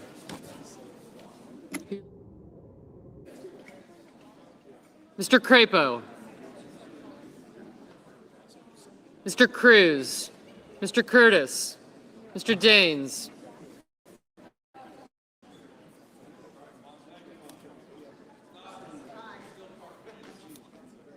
Ms. Duckworth, Mr. Durbin, Ms. Ernst, Mr. Fetterman,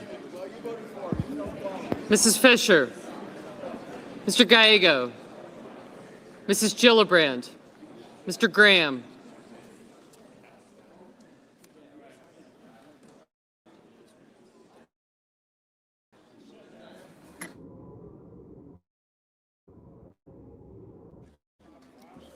Ms. Graham, Grassley,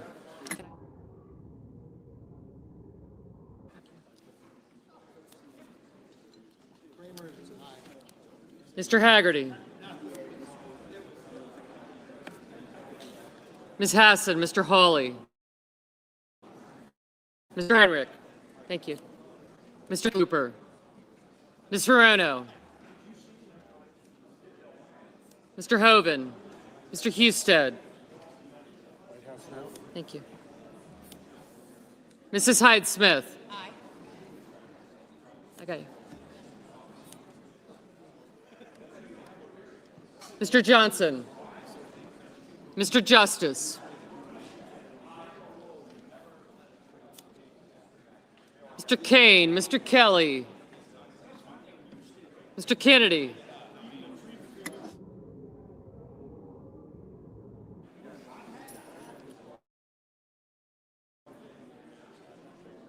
Mr.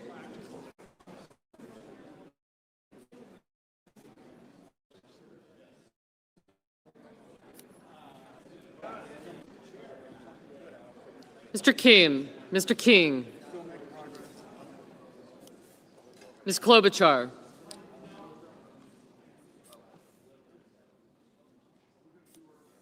Mr. Langford. Mr. Lee.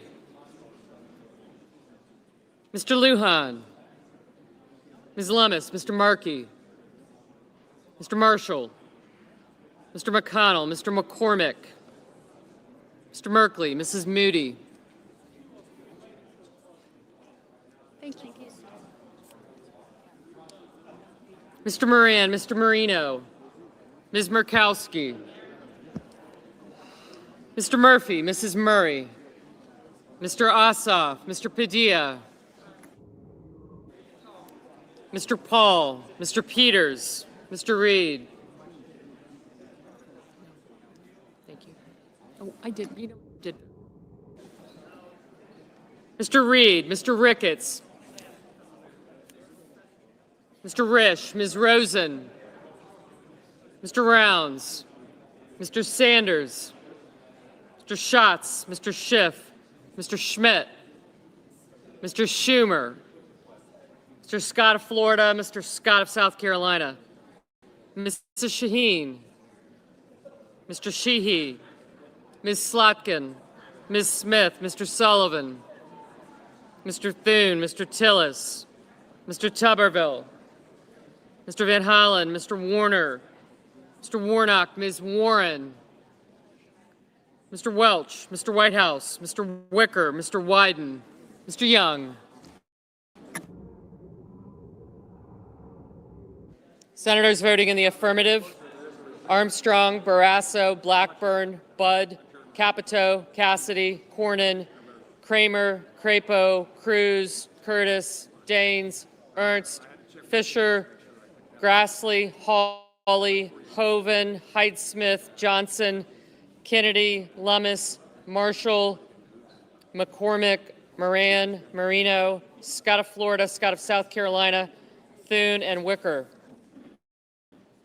Senators voting in the negative: Baldwin, Bennett, Blunt Rochester, Coons, Hassan, Hirono, Kane, Kim, Klobuchar, Merkley, Murray, Schatz, Schiff, Smith, Warner, Welch, Whitehouse, and Wyden.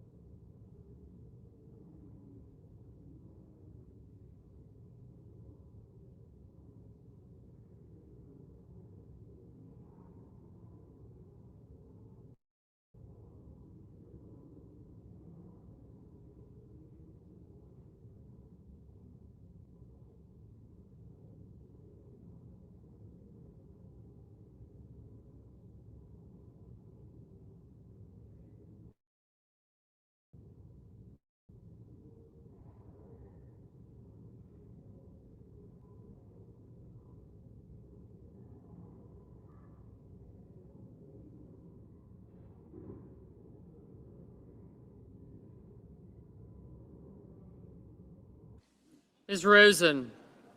No.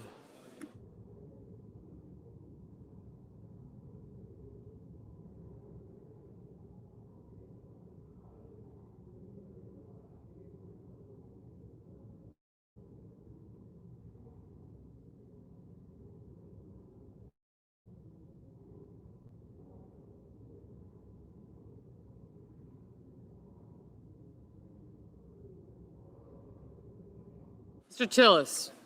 Aye.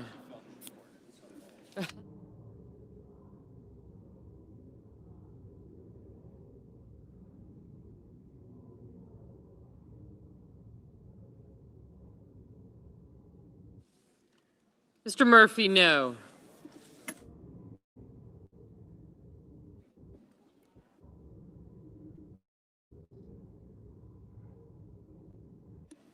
Mr. Sheehy? Aye.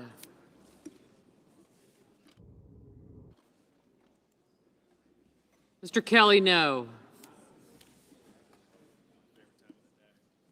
Mr. Husted? Aye.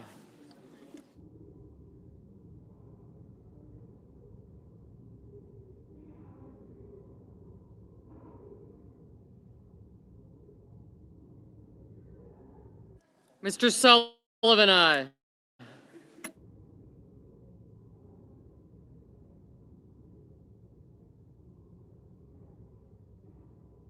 Mr. Banks? Aye.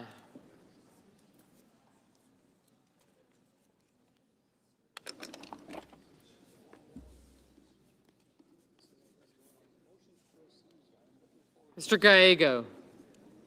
No. Mr. Rounds? Aye.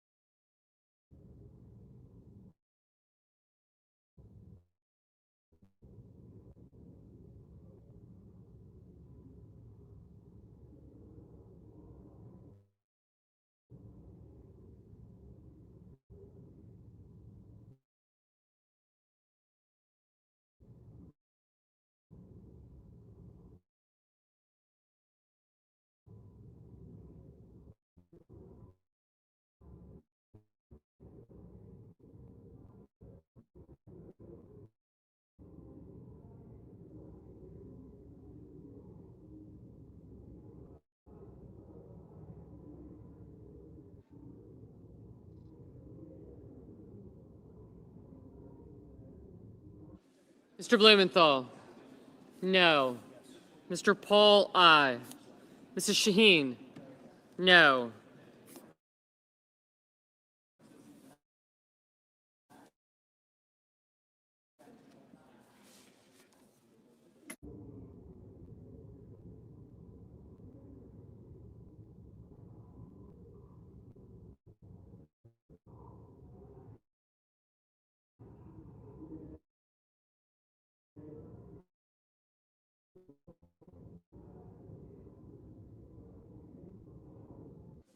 Ms. Collins?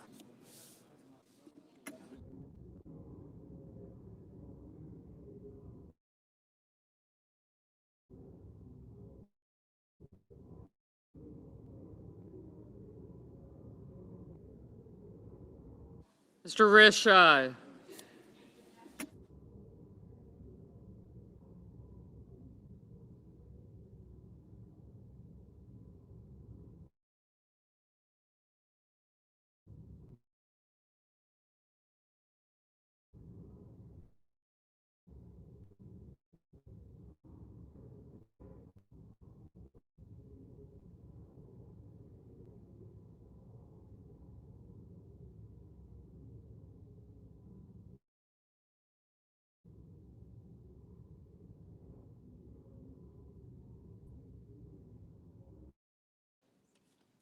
Mrs. Britt? Aye.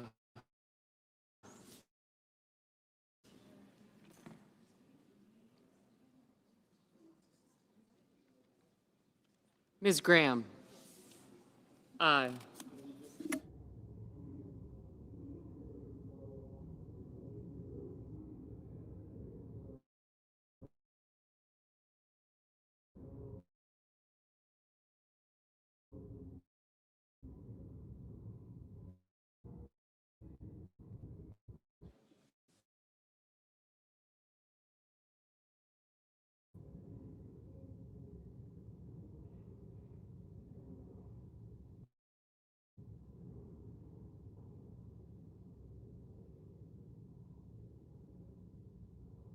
Mr. Hickenlooper, no.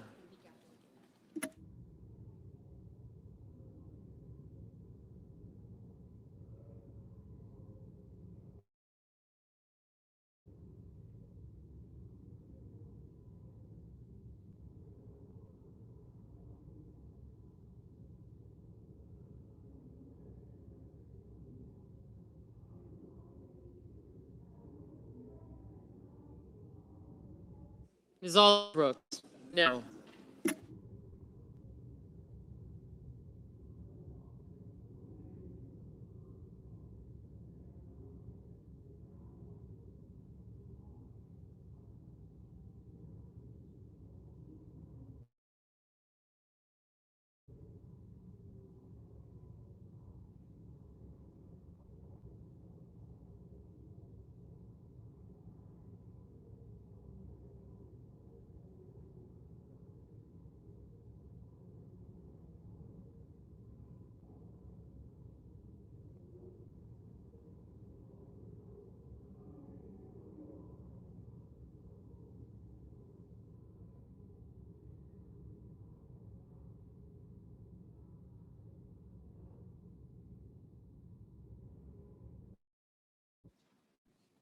Mr. Booker, no.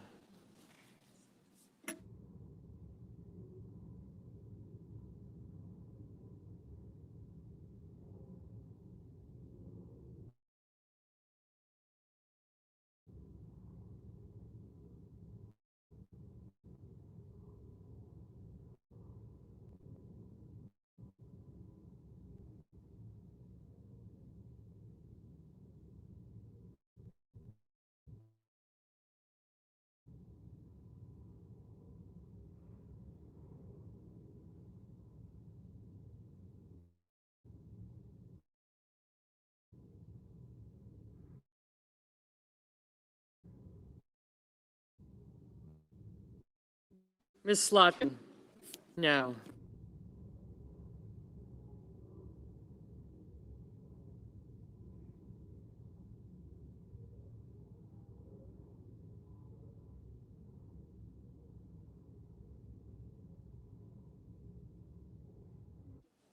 Mr. Lujan, no.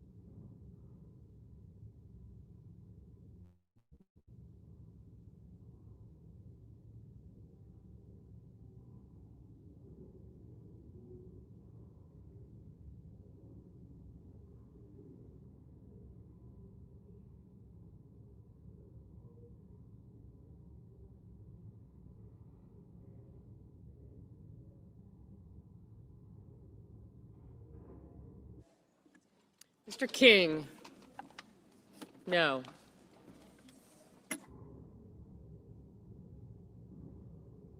Mr. Ricketts, aye. Mrs. Moody, aye.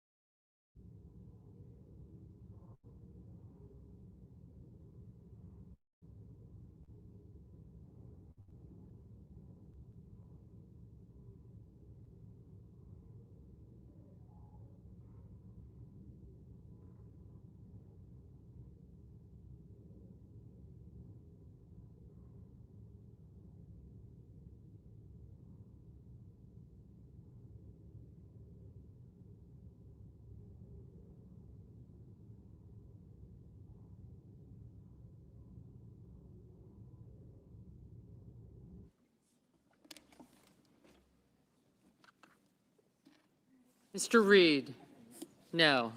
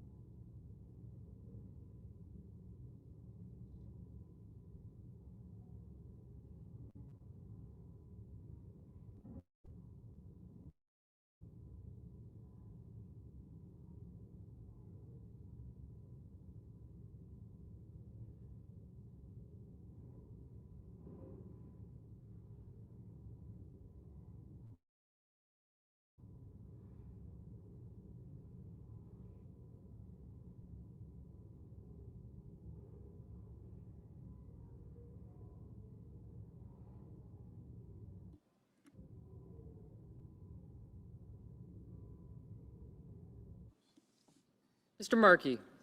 No.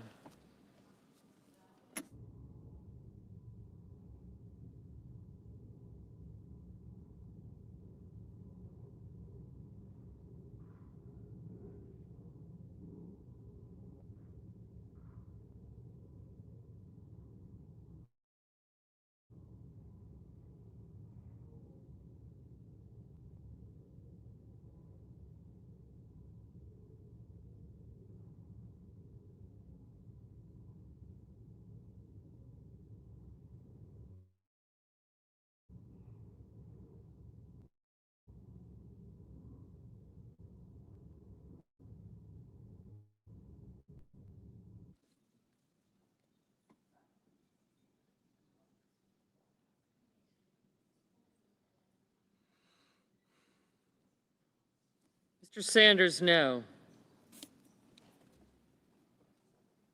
Mr. Warnock? No.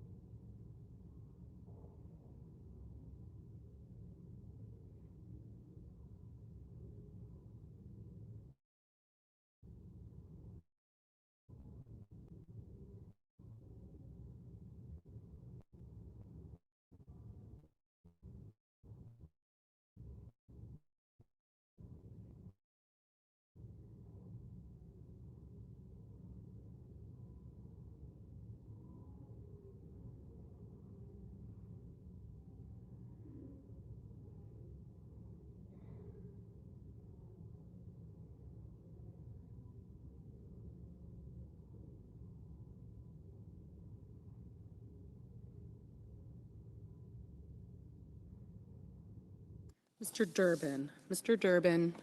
No.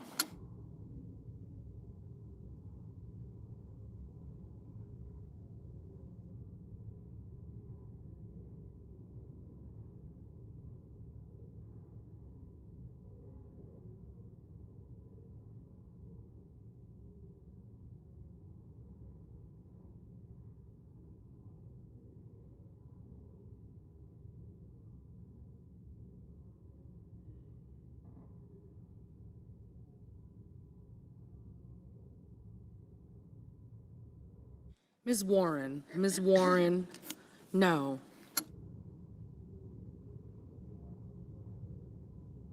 Mr. Ossoff, Mr. Ossoff, no.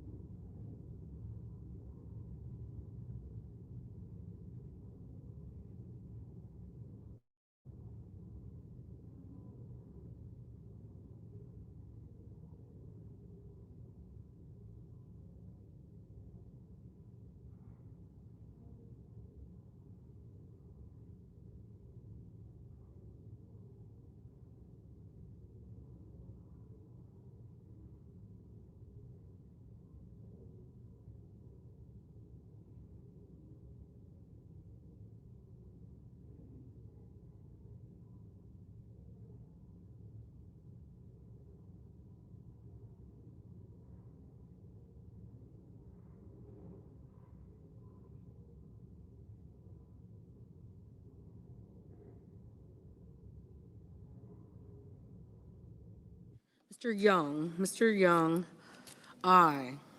Mr. Cotton, aye.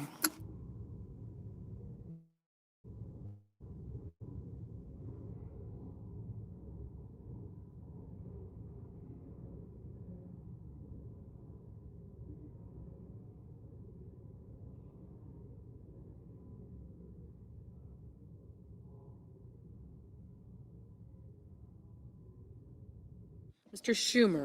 Schumer, no.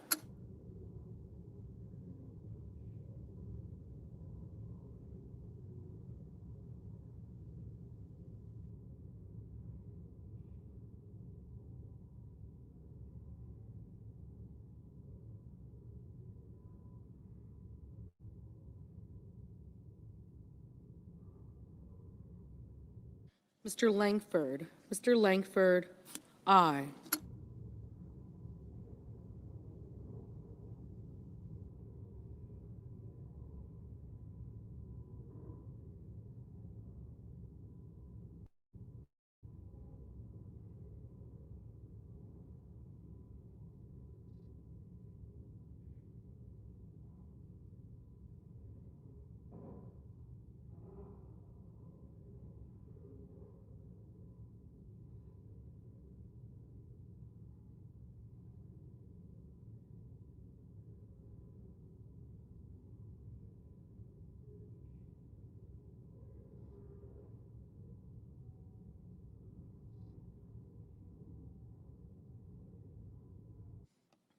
Mr.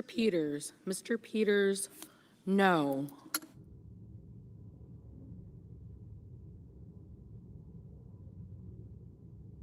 Ms. Cantwell, no. Mr. Tuberville, aye.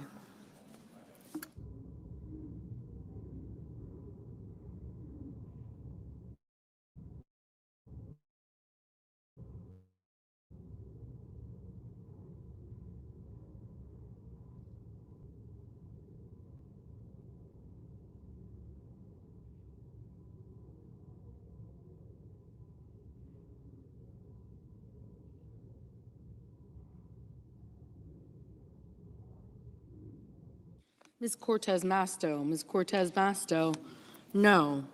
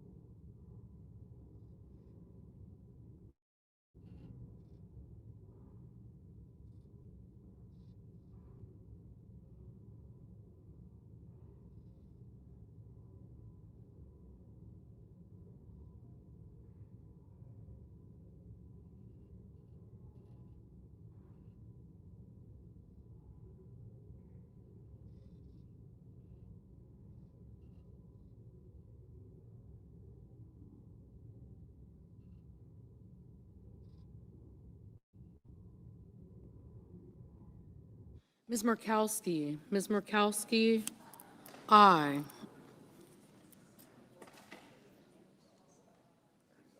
Mr. Haggerty. Mr. Haggerty, aye.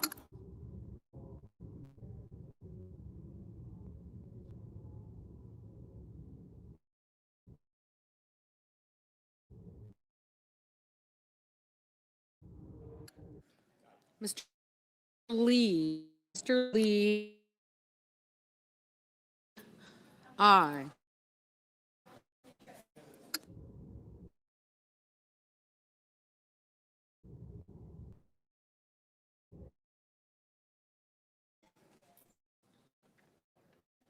Johnson Holland, no. Aye.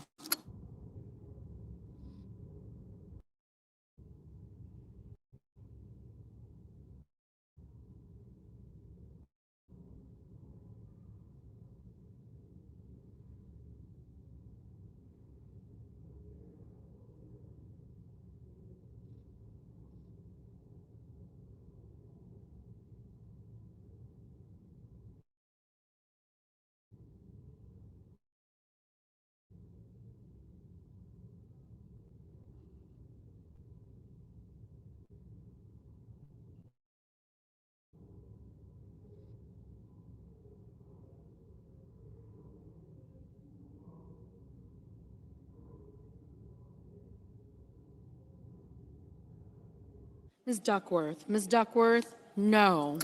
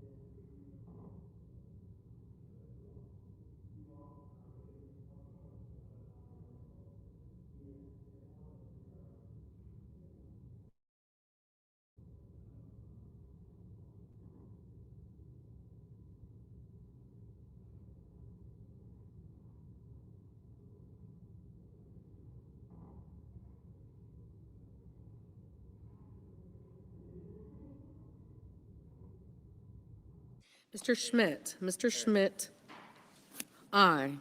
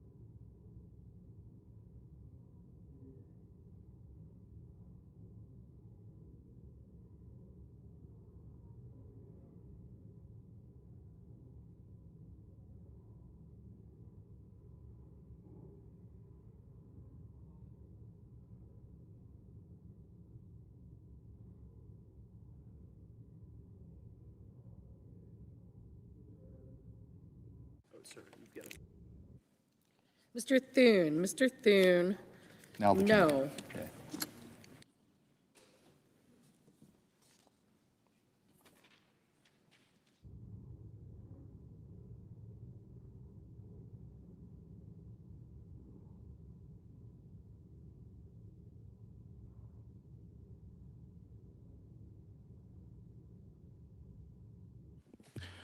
On this vote, the yeas are 50, the nays are 46. 3/5 of the Senate duly chosen and sworn not having voted in the affirmative, the motion is not agreed to.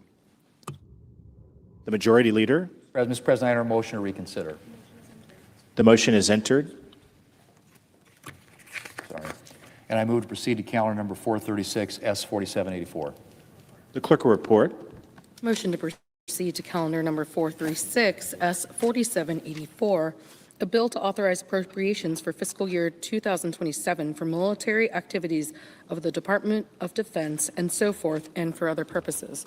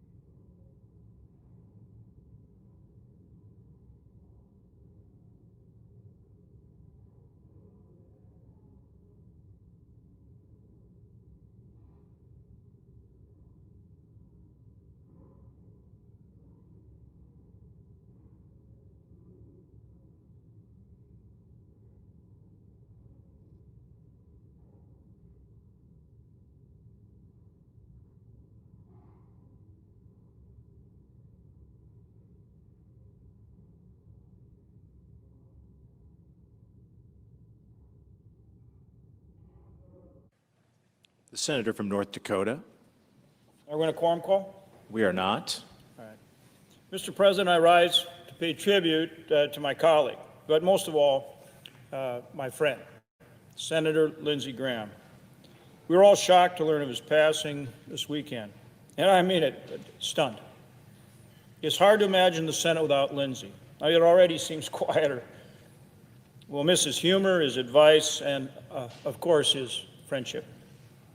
Lindsey was dedicated to serving the people of South Carolina and the nation, spending nearly his entire adult life in public service, from the military to the South Carolina House to the past 31 years here, both in the House and in the Senate.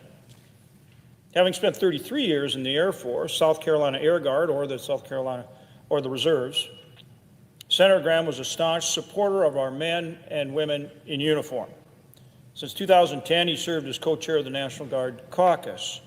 And with his help, we were able to successfully convince the Department of Defense to change its policy and allow guardsmen and reservists to concurrently serve their federal tuition, to receive their federal tuition assistance and their GI Bill benefits in full.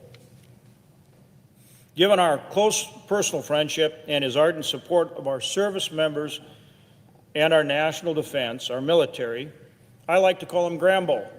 For me, that was his nickname, Grambo. You know, kind of like Rambo. Well, he was Grambo.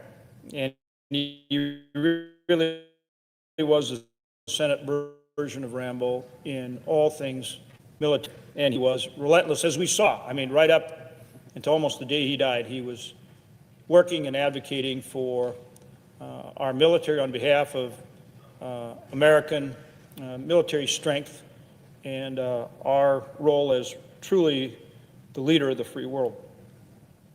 As chairman of the Senate Budget Committee, Senator Graham advanced conservative causes that have made our nation stronger and more prosperous. He helped steer through the working families tax cut, the One Big Beautiful Bill, or the OB3. It's got a lot of names, but the important point is it really made a huge difference for our country, for working families. And he cared about taking on the big challenges, doing big things, security and law enforcement. A big part of helping us implement the Trump agenda, and that was so Lindsey was really, he was a triple threat. He was a triple threat. He was a force in our Republican caucus. He could work with the Democrats, and of course, he had a tremendous relationship with President Trump. And they truly cared about each other. They were real friends. They worked together, but they truly were friends. And we'll miss all of that. As former chairman and a senior member of the Senate Judiciary Committee, Senator Graham shaped the federal judiciary. And think of how impactful that has been, from the Supreme Court down to the district court. He played a central role in the confirmations of Supreme Court justices, including Justices Alito, Kavanaugh, Gorsuch, and Barrett, while also helping to oversee a massive conservative shift in federal policy.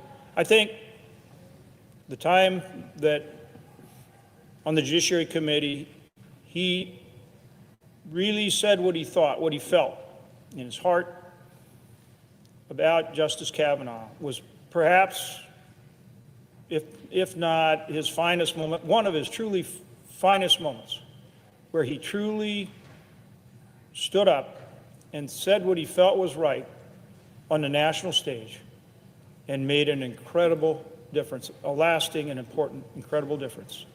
And it wasn't rehearsed. It was just Lindsey spontaneously being Lindsey, saying what he was in his heart. That old saying, speak from your gut with your heart. And boy, did he. And it made a huge difference. And that was vintage Lindsey Graham. His leadership on defense, judiciary, and budget issues will be felt for years to come. But for all his accomplishments in the Senate and around the globe, Senator Graham was most proud of his family. He was a loyal and loving brother and uncle who once said of his sister, quote, "Of all the things that have happened in my life, her turning out so well is the highlight of it by far," end quote. And it is only fitting that his sister Darlene will serve in his place. We extend her a warm welcome to the Senate, like Senator Graham did with so many of us. And it's almost as if Lindsey and President Trump had one more call after the call that night where they talked. Lindsey had gotten back from Ukraine, and President called them, or he called the President. They talked on the phone, and it was shortly after the attack and died. But it's almost like they had one more call where Lindsey was able to call President Trump again, or President Trump was able to call Lindsey, and they talked about, who should replace Lindsey during that period before the election when the people of South Carolina will elect their next senator to replace Lindsey, and they decided on Darlene, and how fitting, how appropriate. And so big thanks to President Trump for recommending to Governor McMaster that he appoint Darlene. We're so pleased to have her here, and it's so fitting and appropriate. You know, my wife, Mikey, and I are praying for Lindsay and for his whole family, and I have to say that my wife, Mikey, was always a big Lindsay fan. And one time, she just tells, we're at dinner or something, she just tells Lindsay how much I liked and respected Lindsay. So I said to her later, I said, why did you do that? She goes, well, because you do. You really like him, you respect him. So I said, yeah, I know I do, but he's my buddy. You're not supposed to tell your buddy that. They're just supposed to know it. But it's true. I think we all did, both sides of the aisle. And so we will miss him incredibly. The country, the state of South Carolina will miss him. Our country will miss Lindsey Graham and his incredible Smiggy and his entire family. Thank you, Mr. President. The Democratic Whip. From North Dakota for those kind words about our mutual friend. We're both going to miss him. I've given a tribute to him today in the committee and partially on the floor, but it's still hard to imagine the Senate without Lindsey. Mr. President, I'd like to speak on a separate topic. In 1935, President Franklin Roosevelt decided to try something. The idea was to create a pension plan for every American. Why? Because many people, despite working hard their whole lives, doing their best to save money, ended up almost penniless when they retired or they were forced to quit working. Those were the days when grandma or grandpa moved into the spare bedroom in your house. That didn't happen to you. Ask your father or even grandfather. They'll remember those times. So Franklin Roosevelt says, let's create a pension system so that after you retire, there'll be some money coming in.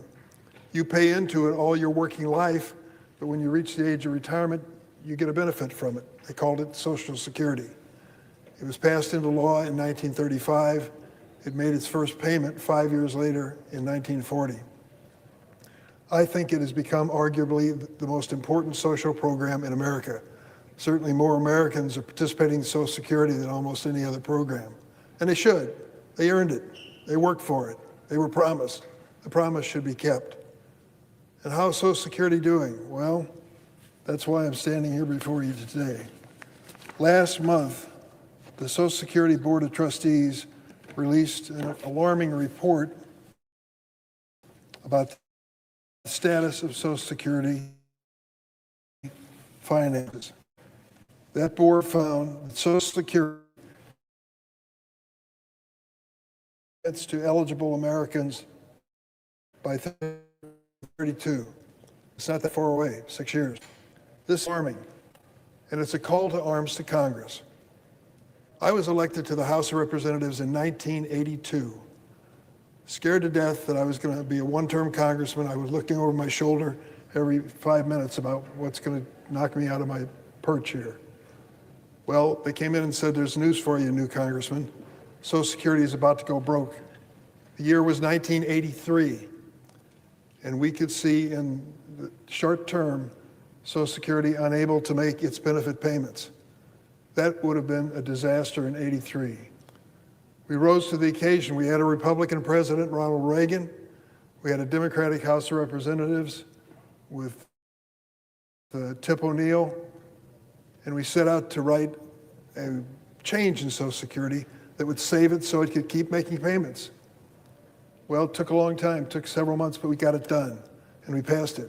Our goal was to buy 50 years of solvency for Social Security, make changes to the program so that it would last, keep paying its benefits as promised for 50 years. That was 1983. I voted for it. Democrats and Republicans all voted for it. To my knowledge, not a single member of Congress lost re-election over that vote. People said we had to do it. There was no question about it. It was a tough vote, but it was the right vote. It was 1983, 50 years of solvency. Where does it take you? 2033. And what's the situation we were just told? This program that we value so much is going to last to the end of 2032. It worked. 50 years of changes worked. And now the question is basically this.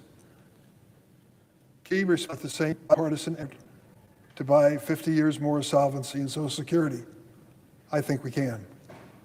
Social Security, unable to make its payments in 2032, is an alarm bell. It's a call to action for Congress, both political parties, not just Democrats, Republicans as well. Social Security of secure retirement and has been over 90 years in America. I'm going to pay a system throughout their careers of hard work, and come the time, that same program is supposed to be there to give them peace of mind when they seek retirement. But we know we have 6 short years to achieve that. And what's going to happen at the end of that 6-year period? The Board of Advisors tells us Social Security will only be able to pay 78% of benefits. Translate that, Durbin, put it in English.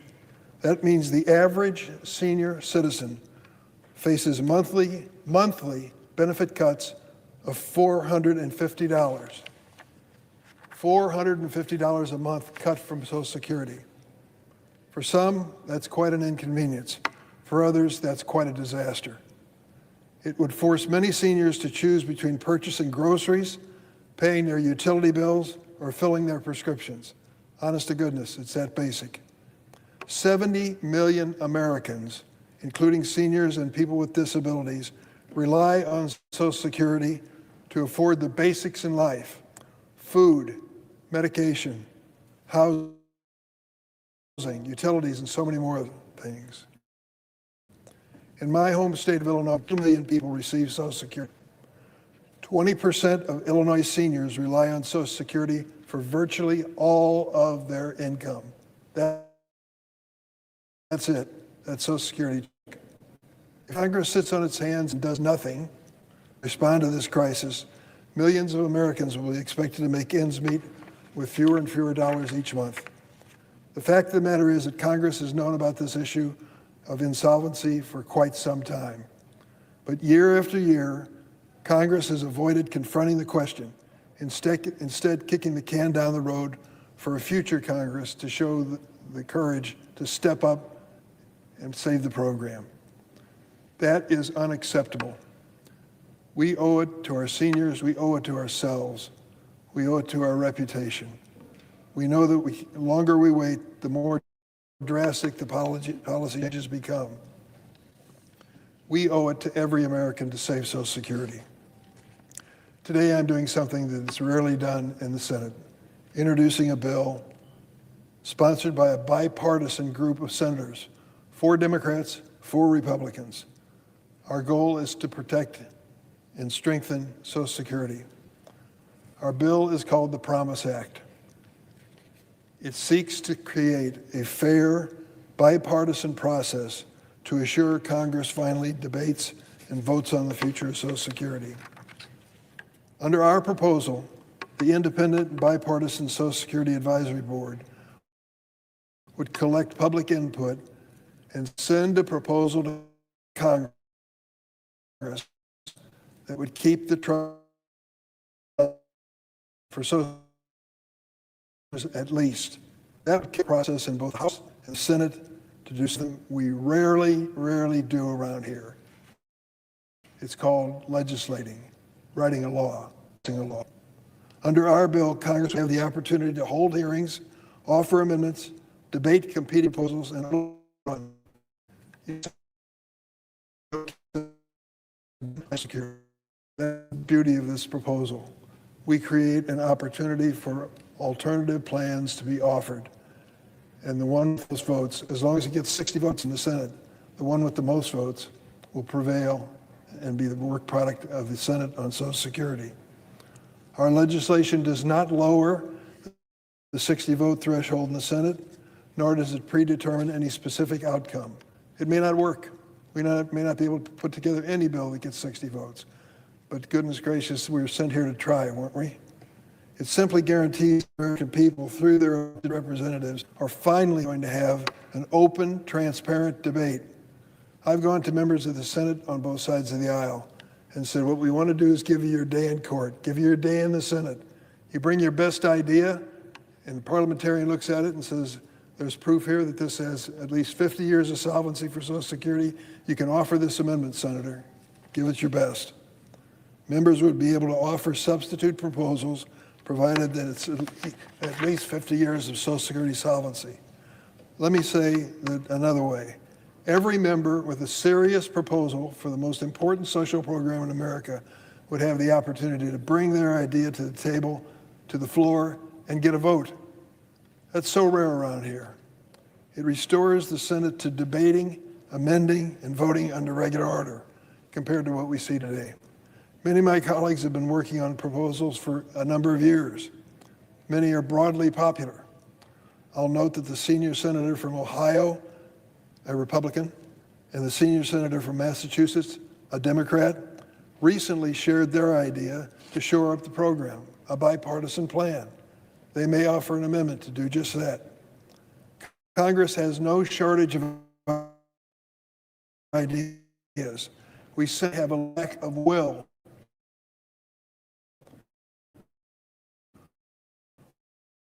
On both, I worry that moment never comes, and Americans will suffer because of that. The Promise Act creates a pathway for the ideas to receive consent to Congress, not to observe the problems, but to solve problems. And that's what I'm trying to do with the Promise Act. There is no greater longer-term challenge to security. No excuses. We can do it this year. So I urge my colleagues to support this bill to set up the process, the procedure, to bring it to the floor and to have alternative substitutes for Social Security's future for consideration. 8 colleagues to support this bill. Finally, kickstart the process of tackling this important issue. We'll be working to pass this measure before we depart for the August recess. Is it a long shot? Maybe it is. But I think when we understand the gravity of the challenge and the important responsibility shouldered when we accepted this position as senators, we'll understand that we have to rise to that challenge. The 8 of us, 4 Democrats, 4 Republicans, 4 Republicans, let's move forward. Let's not be afraid to legislate. Let's do good to Social Security and the millions and millions of Americans who count on it. Mr. President, I yield.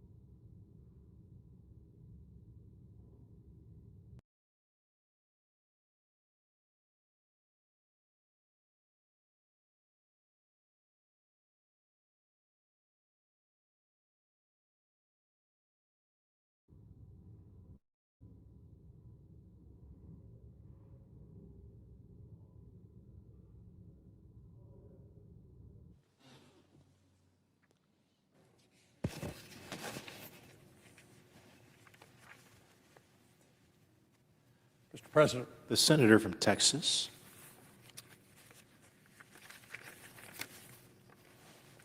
Mr. President, I ask unanimous consent to enter into a colloquy with the senator from North Carolina, Senator Tillis. Without objection. Mr. President, 4 years ago, Congress passed our legislative response to one of the deadliest school shootings in American history. It happened in Uvalde, Texas, at the Robb Elementary School. 19 innocent children and 2 adults, teachers, lost their lives that day.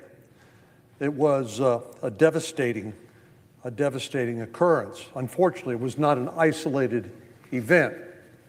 Americans around the country, though, joined in the suffering that these families experienced as they mourned the loss of their loved ones. Flags at federal buildings and military installations were lowered to half-staff.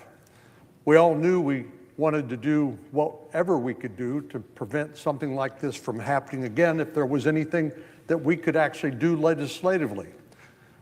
The much harder question was, what would that look like? In the days that followed, we heard from many Americans, Texans, North Carolinians, and folks all around the country saying no parent should ever have to send their child to school wondering, will that child be safe? And no child should have to go to school wondering if they were going to be the victim of a mass shooting. We knew that whatever we did, it would not bring back those teachers and innocent children from the act of pure evil that unfolded on May the 24th, 2022. But we knew that Senator Tillis, Senator Sinema, Senator Murphy, and I took on the task of trying to come up with a bill that would actually make a difference, that would save lives. But we knew we had to do it consistent with the Second Amendment to the United States Constitution. But we felt like we could make some progress and save lives. As negotiations continued, there was pressure mounting from some corners of this chamber to do things that maybe sounded pretty good, but they wouldn't actually change the results, or maybe they would be unconstitutional and depriving law-abiding citizens of their Second Amendment rights. During the meetings that we had together, I think we concluded that if we actually wanted to be successful in doing something that would make a difference and save lives, that we would have to, we couldn't just try to do something that perhaps was a good press release or might make the evening news. We actually had to do something that would be meaningful and that would result in saved lives. I've long been a champion of Second Amendment rights. That's probably no surprise. Texans believe in the Second Amendment. But some of these proposals obviously were unacceptable to me personally, but they, as I said, failed to address the problems that we've seen in these school shootings in a way that would be meaningful. The best solution, in my view, was that we needed to find some way to come to grips with the mental health crisis in our country, and particularly that affecting young people, and in this case, in the wake of COVID and the isolation many of these young people had. But we also knew that we needed to be narrow and specifically tailor policy changes that would save those lives. So we worked together and passed a bill called the Bipartisan Safer Communities Act, which passed the Senate on June the 23rd and was signed into law June 25 of 2022, 32 days after the shooting. Now, the Senate does not ordinarily operate at that sort of speed, I can assure you, as we all know. But we wrote this law carefully and deliberately to ensure that no law-abiding citizen's Second Amendment rights would be impaired. To be plain, if you didn't suffer from a mental illness or you weren't a criminal, you would not be affected by this law. That was true then, and it's true today. What this bill did do is made a historic investment in mental health, in school safety, and common sense measures to prevent dangerous individuals from being a harm to themselves and others. Texas, like all the states, has received significant amounts of money. In the case of Texas, hundreds of millions of dollars from this law, more than $312 million to date, to strengthen our mental health care and school hardening, to make it more difficult for violent individuals to attack soft targets like schools typically have been. But no more. Universities use these resources to partner with local school districts to provide training for mental health professionals to support students. And school districts use these resources to upgrade their security systems, to implement threat alert systems, and improve emergency response plans.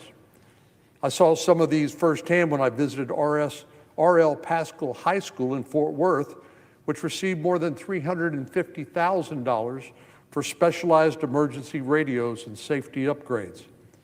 The BSCA, as it's called, also expanded certified community behavioral health clinics around the country, which has allowed mental health clinics to expand their coverage to include not only mental health but substance abuse disorders. We have all come to be aware of the fact that we simply have not treated or provided the resources for people suffering from mental health challenges that are necessary to help them not only get better, but prevent them from descending into self-harm or harm to others. There are now more than 500 community-based mental health centers operating in 46 states, and additional states have added to the CCBHC demonstration program recently announced by the Health and Human Services Secretary Kennedy, that was directly linked to this law that we passed 4 years ago. Now, of course, there's been a lot of misunderstanding in this living in the world we live in with social media and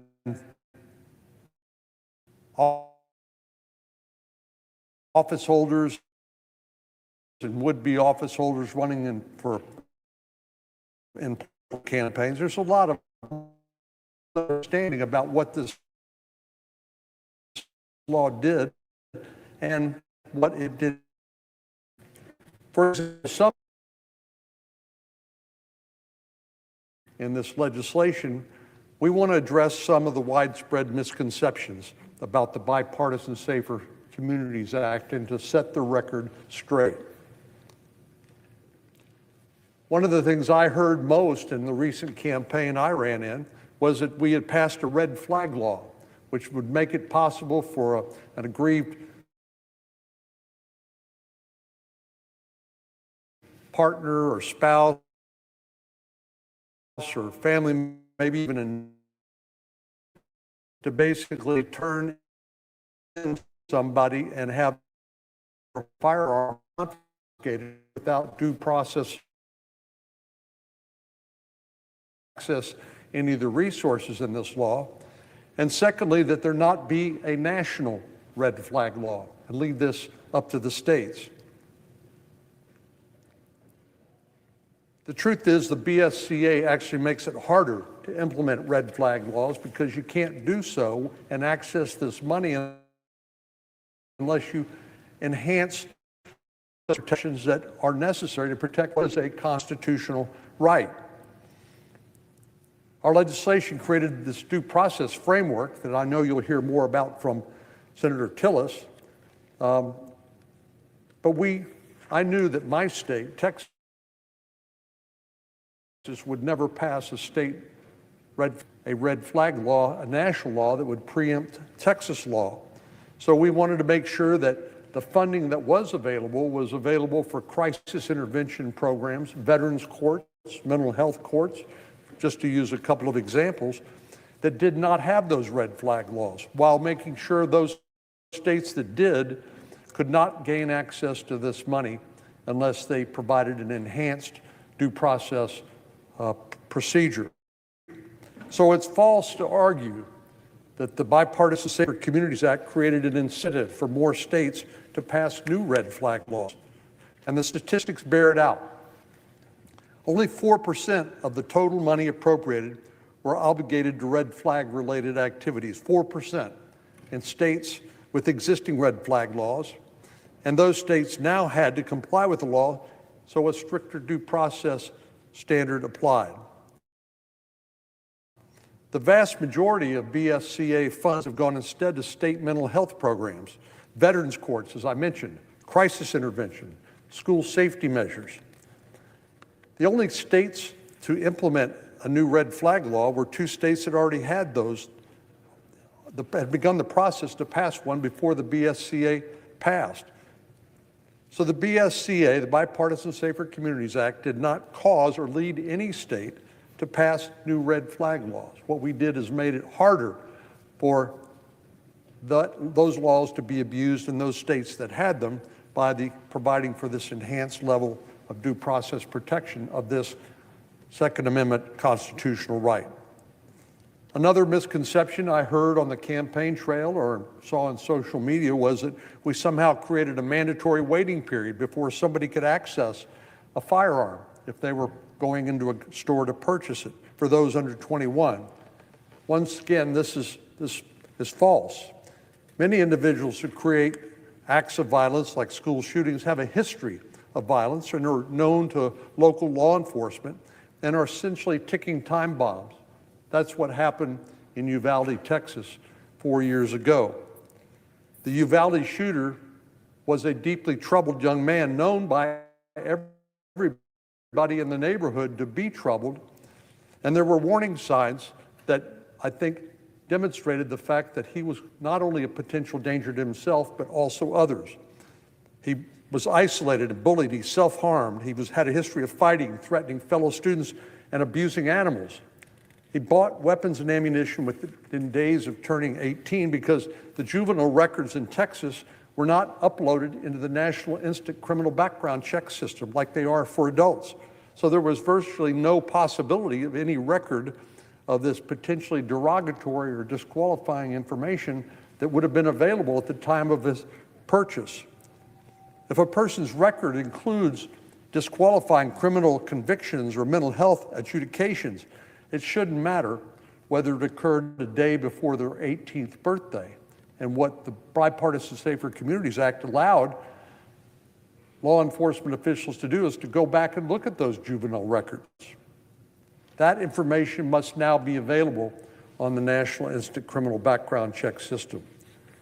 And the BSCA incentivizes states to upload these juvenile records, but it places a strict time limit on how long the review process can take place. If a determination is not made in that window, the purchase proceeds. Interestingly, far less than 1% of firearms background checks are affected by the checks for under 21-year-old buyers that this bill deals with. But yet we know that it has made a real difference. There was the 18-year-old attempting to purchase a long gun at Nebraska who was a terroristic threat and placed in an institution. Or the 20-year-old drug dealer with the juvenile felony adjudication who attempted to purchase a long gun in Arizona. These ended up never discovered before the Bipartisan Safer Communities Act. States agree with its efficacy, including Texas, which passed the law soon after the BSCA passed to ensure that juvenile mental health records would be available to the National Instant Criminal Background Check System. Leads me to another important provision in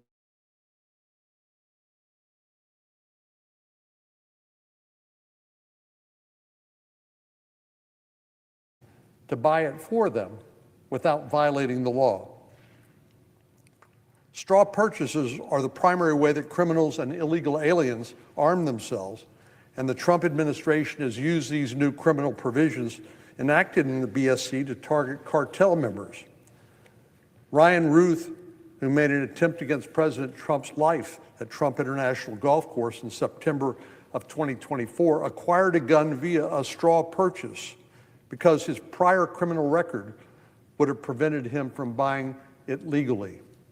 Before BSCA, the only penalty a criminal faced for a straw purchase was lying on their firearms transaction, a minor offense which many prosecutors would not bother to pursue. The BSCA also created a new firearms trafficking law.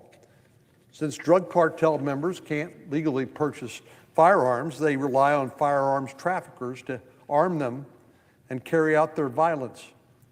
Now, because of this law, the Department of Justice has a tool to combat cartel violence and prosecute individuals who engage in firearms trafficking. Indeed, the Department of Justice has convicted 459 criminals under the straw purchasing and firearms trafficking law, 459, while another 716 violent criminals are currently facing charges under this law. So, Mr. President, we all want our communities to be safe, but we also want to make sure that we respect the rights of law-abiding citizens. And no law we would pass restricting the rights of law-abiding citizens were we to do so would make a difference. No law-abiding citizen is a threat to their community. But this is one of the reasons why I was a vocal critic of President Biden's open border policies, which allowed millions of people to come into the country, including criminals, some criminals and cartel members. It's a reason why I opposed the defund the police movement that left a wave of unchecked violence crime in America's blue cities. And that's why, working together with Senator Tillis, Senator Sinema, and Senator Murphy, we made sure we passed a law which actually would invest in mental health resources to identify individuals who were suffering before they became a danger to themselves and others. We literally made the single largest investment when we passed this law 4 years ago on community-based mental health care and made our schools safer for all of our children so they can focus on why they are in school in the first place, to learn. And parents don't have to worry at home about, is my son or my daughter going to be safe? All the while protecting the Second Amendment rights of law-abiding citizens. So as I reflect back on my time here in the United States Senate, there are a few legislative accomplishments I've made that have helped the people of Texas and our country at large. At least I hope that's the case. But out of all of these, the BSCA was one of the most critical in tangibly making the country safer for families and children. Parents may not know when they interact with security systems at the entrance of their child's preschool that they are actually benefiting from this law. But the BSCA has made a difference, and it will continue to do so. So I'm proud, working together with Senator Tillis and Senator Sinema and Senator Murphy, that we were able to accomplish this, even in the face of organized opposition. What I did learn, and maybe shouldn't have been a surprise to me, is that there are cottage industries in Washington, D.C. that spread misinformation about legislation that's actually challenging to pass because it does involve something like a constitutional right, the Second Amendment, but strictly they do it for the purposes of raising money from membership or using in political campaigns. But the one reason we're here in the Senate, the one reason I'm proud to be here, because we are willing to take on some of these hard, complex issues on occasion and to try to come up with tangible results that benefit our constituents and all the American people. So I yield it to Senator Tillis. Thank you, Senator Cornyn. Senator Cornyn, I would describe as probably the ultimate statesman and gentleman here in the Senate. I'm not. So Senator Cornyn talked about all the merits of the bill, and we stand by them. I should also say he should get special credit for a lot of those provisions because they're in there because of his participation. I've long said, Mr. President, that I don't hold grudges, but I settle scores. And today is a good day to settle the score on another anniversary of the Bipartisan Safer Communities Act. We had a lot of people, actually organizations I'd been a member of in the past, spread a lot of false information about this bill. They said it was going to be a red flag bill. Well, the fact of the matter is there is funding in this bill for red flag for states that have implemented red flag laws. Here's a little secret. not even Republican red flag states satisfy our rigorous standards for due process, which is why they haven't applied for any funding. They wouldn't qualify for it unless they changed their plans. So this didn't cause a wave of red state laws to be implemented. Quite the contrary, it provided resources in behavioral health and veterans courts and drug courts and family courts to help people that may be in crisis ahead of that. Those same people who are saying, send money now, support us because we're defending your Second Amendment right. I should mention, we expanded concealed carry rights in North Carolina at levels that people couldn't imagine. I'm a concealed carry permittee. I have more than one gun. But I'm a responsible gun owner who also finished the concealed carry class and also hunter safety. And I think we all need to be responsible gun owners. But at the end of the day, you got to decide whether or not a kid going into a gun store on their 18th birthday, if that's their day to buy a gun. So let's talk a little bit about what this bill really does versus what the mercenaries were trying to do to raise money and kill this bill. All we're saying, show of hands, do we have any pages that are 18 years old? Okay. Younger or older? Younger, okay. So these kids right now, whatever they're doing, these young adults, right now, whatever they're doing, if they got a committal, a behavioral health committal, if they assaulted a police officer, shot at one, got prosecuted for it, when they were 16 and a half years old or 17 years old, on their 18th birthday, it's like that device in what was it, Men in Black, where you erase that. Can you imagine that? If you were 18 years old on your birthday and you'd been convicted of a crime or had a serious legal entanglement, when you'd go to the NICS system, it was as if you were a day old. Does anybody think that really makes sense? That the crime you committed a couple of months, let's say a month, 60 days, 90 days earlier, would have not been relevant. That's absurd. Of course, if you're under 21, we need to have some insight into what your life looked like when you were 16 or 17 years old. That's what the enhanced background check was. And yet some of these gun advocacy organizations thought that was horrible. It was going to lead to a mass confiscation of guns. It was a back door, I think. It was a back door into just taking all of our guns away. It was going to devastate the Second Amendment protections in our Constitution. I heard them all saying it, saved some of it. Let me tell you what actually happened. All we did was say, if you're under 21, we're going to try and find out as much as we need to know about you for your safety and for the safety of your community. So all we did was say, we're going to go to local law enforcement. We're going to try and get information out there and encourage states to provide the information to our National Center for Clearing Gun Purchases in West Virginia sooner so that those who do not have a bad record can get their gun purchased sooner. So that we can, in a matter of 3 to 10 days, get this done. All the people that were opposed to this bill said this was just going to, that we were not going to get any approvals done, that even the good law-abiding over 21s were going to get swept into this somehow. Well, let me tell you what's happened since June of this year. NICS system's doing just fine. About 4,000 people were going to be denied based on the law, have been denied. So look at these numbers again. Talk about mass confiscation, how disruptive this was, how nobody's going to be able to get guns, right? That's what all the people said, send money. We're defending your Second Amendment right here in Washington. Almost 551,000 transactions for purchasing guns have been processed as of June of this year. About 3,800 of them were denied for reasons that existed before we ever passed this law. What we've done, though, is found some 1,630 young people that was not their day to buy a gun, Mr. President. That was, I could go through a long list. I could talk about people being convicted of assaulting a police officer. I could talk about people who had a long gun after they'd been convicted of a crime in their car.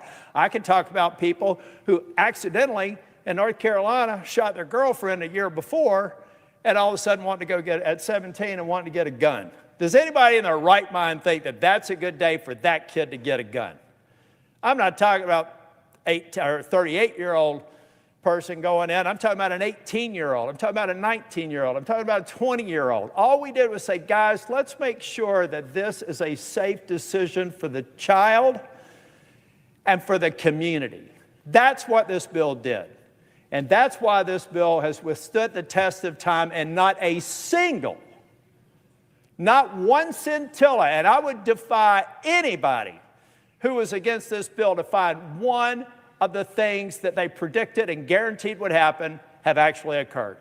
What's happened is we may have saved 1,600 people who may have been buying that gun to hurt themselves.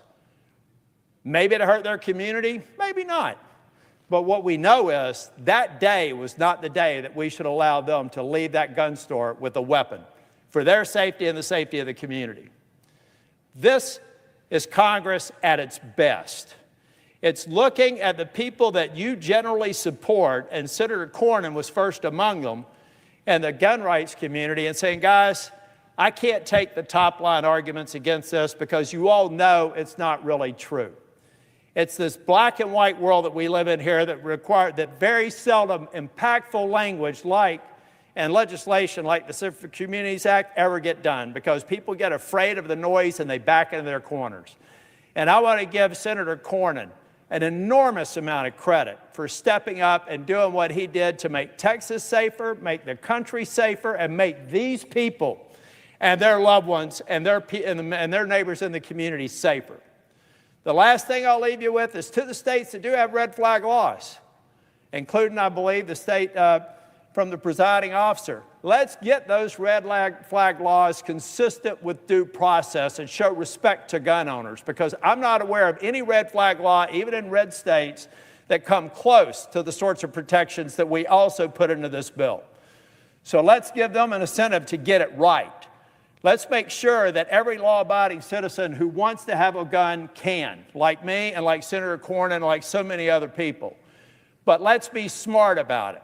And let's make sure that we continue this trend of being sure that when a person applies for a weapon, that they can safely own it, they're going to be safe for themselves and their community, and stop this nonsense of fearing any sort of positive change because of political repercussions. This bill is one of the best bills that I had the privilege to work on. And the thing that's amazing about this bill is it went from concept to implementation in fewer than 6 weeks. That's what happens when Congress gets together. They set aside their partisan differences. They refuse to listen to the false information trying to kill a bill, and they do something good for their state and their country. And that's exactly on this anniversary of the Bipartisan Safer Communities Act what we accomplished. And I want to thank Senator Cornyn for his partnership. It was not an easy bill, but it was a lot of work, but we got it done. And Senator Murphy, and I should have mentioned Senator Gillibrand, or not Gillibrand, wrong Kirsten, Senator Sinema, working together. I mean, we had people across the political spectrum, folks. Chris Murphy, I consider a friend and colleague, about as liberal as anybody in this chamber. I think he would admit that. And we got John Cornyn, who's one of the most conservative. And then you got me and Sinema probably somewhere in the middle. But we got together and we got this done, and there are more people safe. And I believe there are people alive today that may not have been if this bill hadn't passed. So Senator Cornyn, I appreciate the work that you did on this bill. I believe we've got something that we should be proud of. And I also believe, Senator Cornyn, that the straw purchases, the gun trafficking, all the other things that we didn't spend a lot of time on, we can come down here and do a colloquy and just talk about more and more of the positive aspects of this bill. And I appreciate your leadership in moving it. Mr. President, I just want to say there's one thing that Senator Tillis said I disagree with, and that is that he said he's not a statesman. He is. And it took a lot of political courage to do something that we knew we were buying trouble, because we knew that this is can be such an emotional issue and so easy to mislead people about what the facts are, that we knew that there would be a political price to be paid in order to take on this challenge. But one of the things that I think, as we're talking about the harm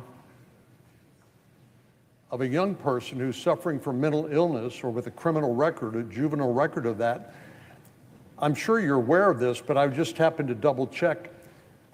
the Pew poll says that 62% of the gun deaths in America are suicides. These are people, perhaps a young, disturbed young person who's suffering mental problems, who actually then use that gun to kill themselves or harm themselves. Has that been your That's exactly experience? right. If you take a look at the, I spent a lot of time in focus on behavioral health, Senator Cornyn, and the data is compelling. There's no question in my mind, just the sheer number here. There's no question in my mind that we saved the life of somebody who was buying a gun for that purpose. No doubt in my mind, the numbers stipulate that. And one of the things that I learned back years ago when I had a protective detail when I was the whip is my Capitol police officers said there is this phenomenon which I never fully appreciated before. If you think about it, some of these mass shootings are actually an act of suicide themselves, because these shooters go into these situations knowing, or likely knowing, that they'll never make their way out of it. But they don't have the courage to take their own life. They need to take other people down with them. And there is a phenomenon called death by cop, where they know that by engaging a law enforcement officer that they ultimately will be killed of necessity by the law enforcement officer to prevent causing more harm. But I want to ask just one last question. Are you aware, has anybody contacted your office, or have you read anything in the press or seen anything on broadcast media that would indicate that a single law-abiding American has been denied access to their Second Amendment rights because of this law? No, quite the contrary. That's why I'm saying, look, I love saying I told you so. And I believe that that was going to be the case here. But Senator Cornyn, let me just say it for anybody, for the 20 people watching on C-SPAN, and hopefully some will cover our statements. I defy anybody, anyone who opposed this bill, who scored it, who threatened members to vote against it. I defy them to come to my office and find one example of what they were telling people to oppose this bill that actually came to pass. One, here it is. Public challenge. Guys, you were out there, you were emailing, you were raising money, you were saying world's going to end, guns are going to be confiscated, that straw purchase was going to destroy, that we weren't going after trafficking, we were going after law-abiding officers, and their licenses were going to be expanded. All these things, all this noise. I will dedicate an hour to somebody who wants to come into my office and prove to me one negative behavior by any state or local government or federal government has occurred. This is what happened, folks. But you want to come to my office, I'll guarantee you, you refer to this C-SPAN segment and you want to come to my office and prove that something bad happened, I'll take that. My guess is I'll get that hour back. And that's what I mean.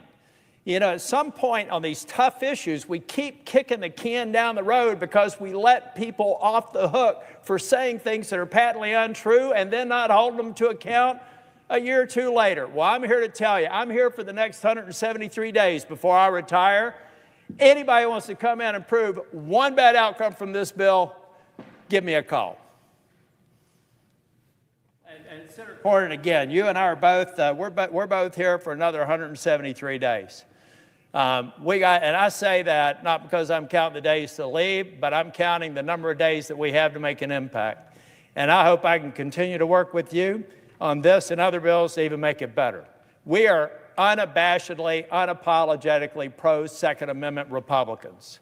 But we're smart about it, and we have the courage to step up when we see a change can be made that will keep us true to those values, but also keep our communities safer. And I appreciate your leadership on this. As I do yours. Mr. President, we yield the floor.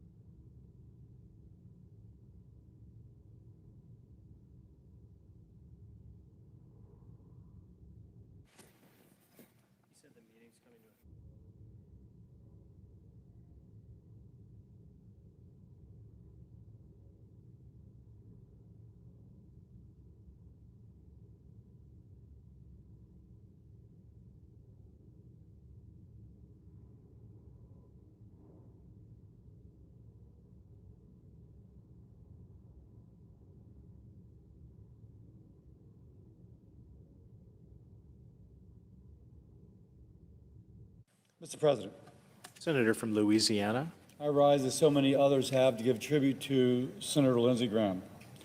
Lindsey was effective as a senator in large part because he was so well-liked by colleagues and because he liked them in return.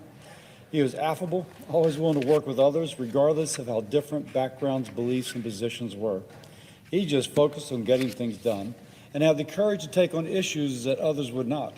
We collaborated on something called Graham Cassidy, a bill which would have replaced Obamacare with coverage for everyone, literally everyone, but at a lower cost than the Affordable Care Act.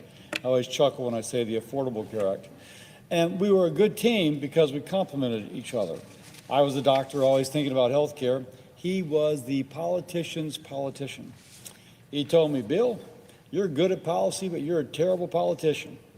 And I would say that many people knew exactly what he was talking about. At one point, I was talking to him about health care. He goes, Bill, don't talk to me about policy. It gives me headaches. But he said he'd fight to get it passed. We came up short, but not because he did not and I did not fight. Once he said, I'm going to go on Fox Morning.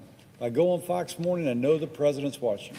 And if the president's watching on a Fox Morning show, and I say we should be fighting to replace Obamacare, it'll get the president engaged. He just knew how to find that audience that was important. He knew how to speak to them. He had a great sense of humor, and again, he knew how to get things done. Ultimately, that's why somebody comes to Washington. Some people come to Washington to be a senator. Others come to Washington to do something as a senator. Lindsey was someone who came to Washington to do something as a senator. I speak for myself, but I echo what colleagues have said. Lindsey Graham shall be missed. Mr. President, I yield the floor for the moment.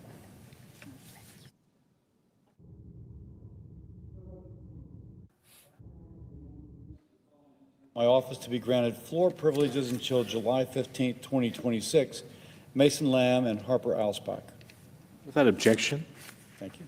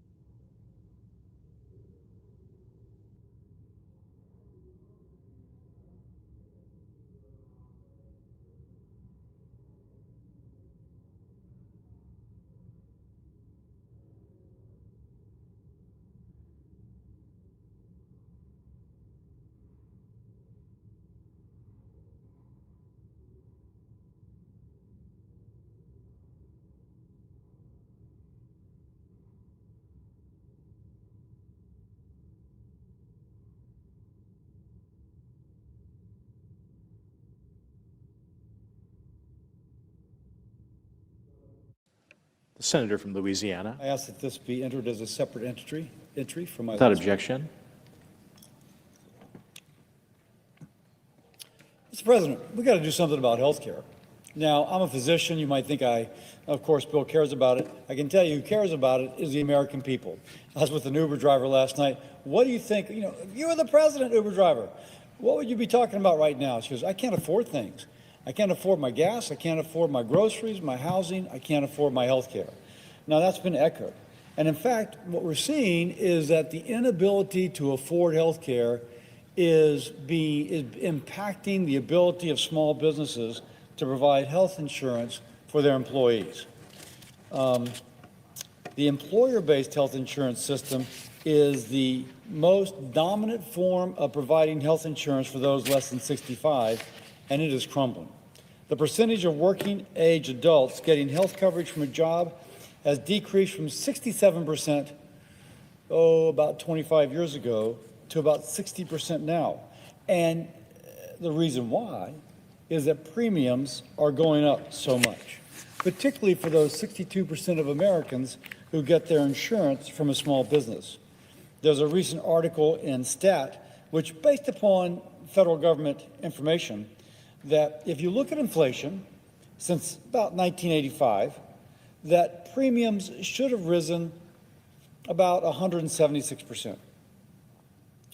But they've actually risen over 1,000, almost 1,100% higher than they should have. If you put it this way, if they should have risen 176%, they've actually risen about 1,100%. These are premiums. Now, by the way, these premiums continue to rise after the passage of the Affordable Care Act. Indeed, the rise became higher, faster, after the passage of the Affordable Care Act. And so if you're a small business, you're trying to make ends meet, businesses contribute to the health insurance of their employees. Typically, they may employ, it depends upon the business, but they may give 100%, they may give 80%, they may give 60%, but whatever percent that the small business is contributing to their employee is going up. The other thing to recognize is that when it begins to rise too much, then the employer pays less and less for the employee's health insurance. This can be manifested in a couple ways. Instead of paying 80% of the cost of the policy, they may pay only 60%. Or the small business may decide to get a less expensive policy, in which case they increase the deductible. Now, the deductible is what we pay out of pocket before the insurance kicks in. That's the problem. And so if you look at since about 2000, the amount of deductible at a big business is about $1,700. At a small business, for a single worker, among workers with the deductible, it's now about $2,600. So before the insurance begins to work for the employee, they have to come up with, on average, $2,600 to pay before the insurance kicks in. Now, there may be something like a routine visit, which is covered. They may have preventive care covered, like a mammogram or a colonoscopy, a screening colonoscopy. But typically, they've got to put up $2,600 on average if they go to the emergency room after a car wreck. And only then does the insurance begin to kick in. Now, why is that important? Because most families have less than $500 of cash in order to pay for their health care. In previous speeches, I've talked about how people are putting their health care expenditures on their credit card. And that credit card debt factors in to 60% of household bankruptcies. So they got a $3,000 deductible. They don't have the money in their bank account. Their child gets sick, they bring him to the emergency room. They don't have the $3,000, so they put it on the credit card. And that credit card debt mounts. Indeed, if you look at the percent of income that Americans are now paying upon credit card interest, which means that they are carrying a balance, has risen from about 1% to, was it 3.2%? To 3.2%. 3.2% of their income going to pay for interest on credit cards. This shows that they're rolling these big credit card balances forward. So with credit card balances not paid, but being the minimal amount being paid of up to $10,000. Much of this relates back to how do you pay for health care? I don't have the money in my account, so I'm going to use my credit card in order to pay for these large deductibles. Well, I've got a way to address that, Mr. President. We call it the MVP Act.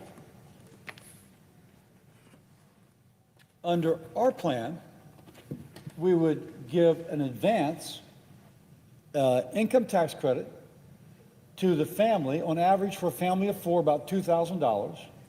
That would go into an account that they could use to pay for their benefits. Now, and by the way, this is paid for, but they would pre-fund a health savings account. Now, we don't give it to the insurance company. Because if you give the money to the insurance company to subsidize premiums, the insurance company takes 20% of it for overhead and for profit. You give it to the individual, her family, and they're going to use 100% of it for the health care that they need. Now, we couple that, so it's money in your pocket. We couple that by adding value. Price transparency, so that the family knows the price they pay before they go in for the service. That can be powerful. I was up here in D.C. once. Actually, I remember having a crawfish boil. And every year, Louisiana people have a crawfish boil. And there's a woman who saw me on the street. She stopped me, said, "Hey, Dr. Cassidy." I said, "Yes." She goes, "I'm from Texas, but I saw you gave a speech about price transparency, and that if I paid cash, it would be cheaper than if I went through my insurance." So the doctor ordered an MRI on my son's shoulder, and they told me it was going to cost $2,000. Well, my deductible was whatever it was, say $1,000. So I said, "How much if I pay you cash?" They said, "Well, if you pay us cash, it's only $600. In this case, paying cash was cheaper than paying her deductible.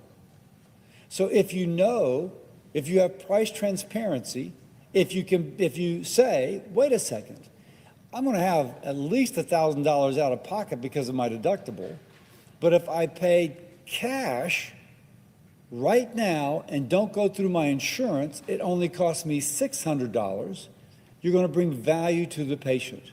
In this transaction, under the MVP plan, there would have been money placed into her health savings account.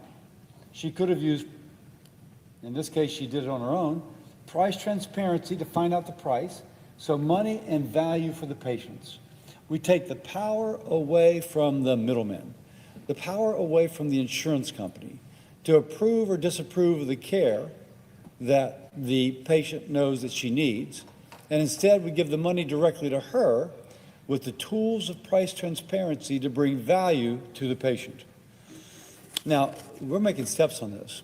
Right now in the HELP Committee, Health, Education, Labor, and Pensions, of which I am the chair, we are working on price transparency legislation. We hope to get that passed in the next 2 weeks out of committee, and we hope this passes on the floor of the Senate. How do we bring value to the patient by bringing the power of price transparency as she chooses what health care and where to get her health care? Now, we can get this done. Whenever there's a big idea like this, how do we actually help the American people with affordability? How do we actually put money in their pocket and couple it with tools that would give them the power of price transparency in order to bring money in their pocket and value for the patient? People say, "That's too big. Can't get that done. No way." But I will remind folks, we've actually achieved a lot on health care in the last few years. The No Surprises Act blocks about 1 million surprise medical bills per month for the American people. A PBM reform bill, which was signed into law by President Trump a few months ago, but that was negotiated by Congress, and it was tough. But we actually got it so that the value to the patient in terms of lower drug prices, if you will, cutting out or restricting the activities of the insurance company in the middle, we got that through. The administration is working on Trump RX, which allows patients to buy drugs without hidden cost. So if we're going to make health care more affordable for the American people, we've got to build upon that record, and we have to work together. So my challenge is to the Senate, to the House, and to the President. Let's come together. Let's get things done. Let's work for the American people. Ask any Uber driver, ask our constituents, what's the biggest issue right now, and they will say affording life. Affording life means to be able to afford health care. And Mr. President, with the MVP health agenda, we help our constituents afford health care. With that, I yield.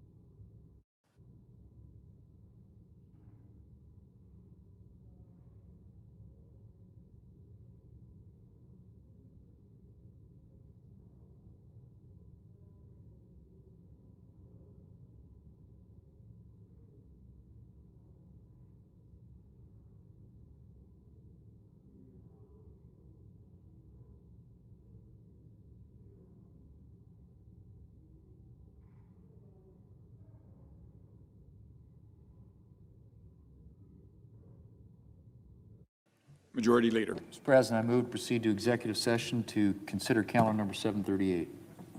Questions on the motion? All in favor, say aye. Aye. Those opposed, nay. The ayes appear to have it. The ayes do have it. The motion is agreed to. The clerk will report the nomination. Nomination, the judiciary, Cara Marie Westerkamp of Virginia to be a judge of the United States Court of International Trade. Mr. President, I send a cloture motion to the desk. Clerk will report. Cloture motion, we, the undersigned senators, in accordance with the provisions of Rule 22 of the Standing Rules of the Senate, do hereby move to bring to a close debate on the nomination of Cara Marie Westerkamp of Virginia to be a judge of the United States Court of International Trade, signed by 17 senators, as follows. Mr. President, I ask consent to reading the names be waived. Without objection. Thank you, Mr. President.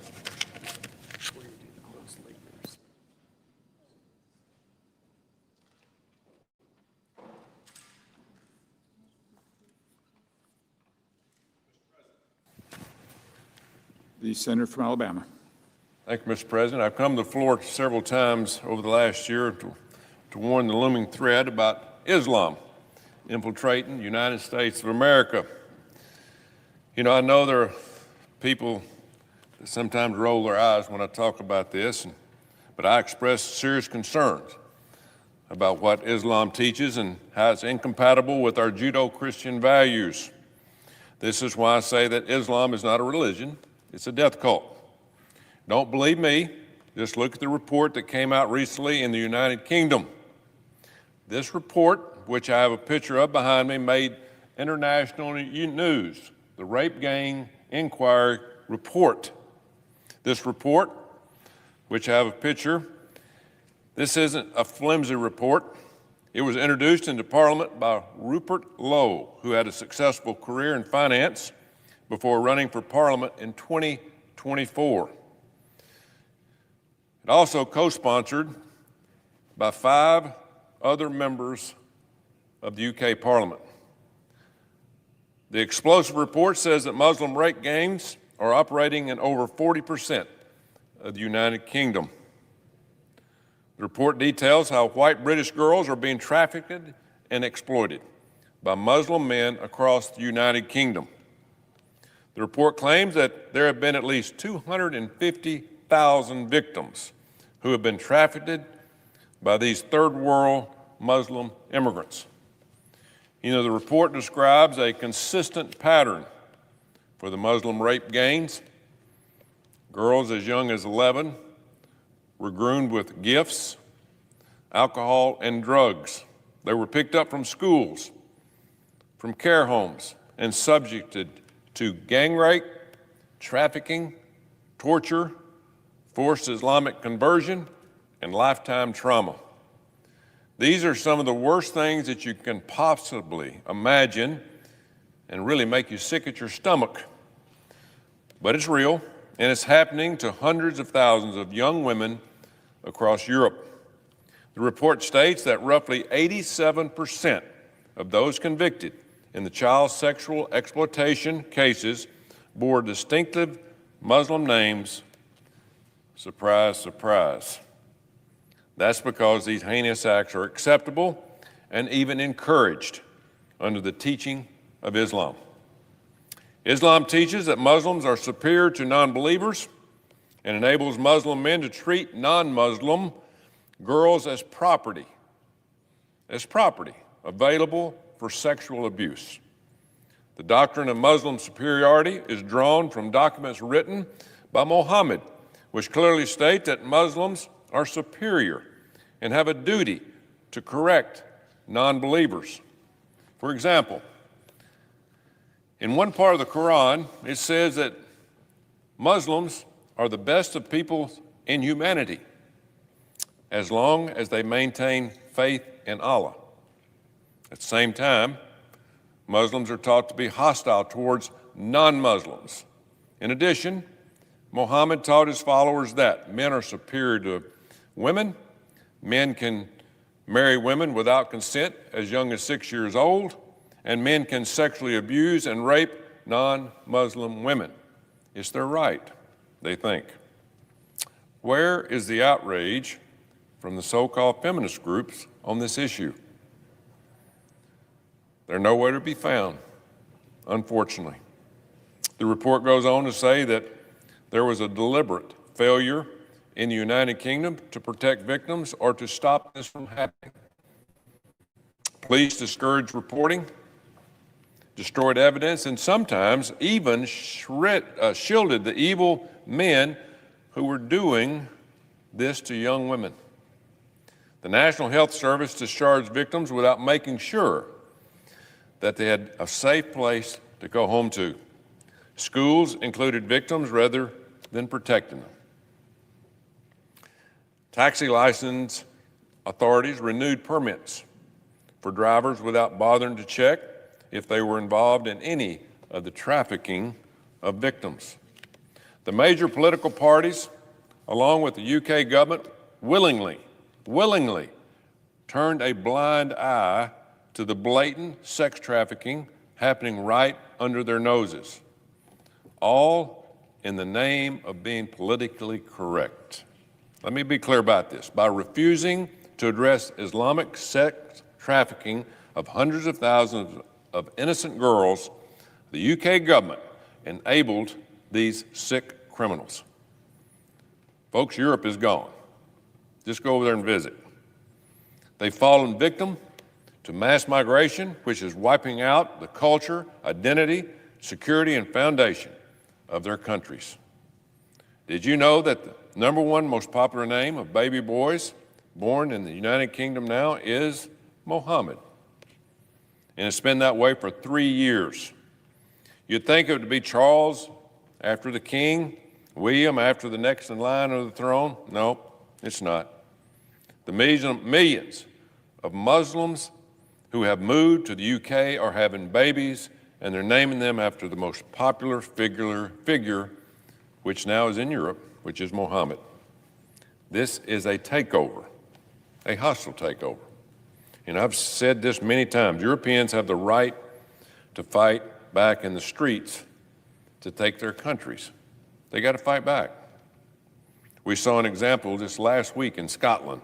A Scottish man took matters into his own hands when he reached a breaking point. He knew his government sold him out. There was no one to protect him or his family from violence from these third world Muslim migrants. It wasn't there. There was no protection. So to be clear, I'm not advocating for violence, but this will soon be the reality in every European country if they don't start sending foreigners back to their home countries as soon as they possibly can, ASAP. When a government imports millions of third world Muslims who refuse to assimilate and actively they want to destroy any semblance of the Western civilization, people are going to start taking matters into their own hands. That's what usually happens. You know, I wish I could say that the United States is immune to such dangers, but sadly, what's happening in Europe is a foreshadowing of what's to come here in our own backyard if we're not careful. Under the Obama and Biden administration, third world Muslims flooded America. American cities like Minneapolis, Dearborn, Michigan, and parts of Virginia with one goal in mind.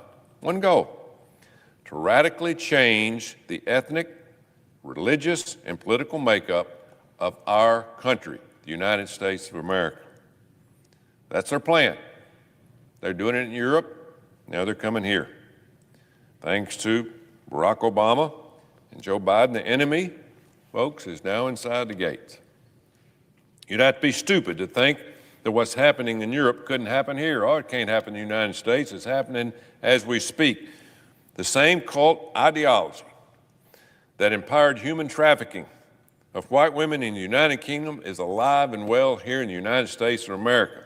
In the 1980s, the Muslim Brotherhood created a blueprint known as the Project, outlining a long-term plan to establish Islamic dominance worldwide by infiltrating Western institutions. That is their plan.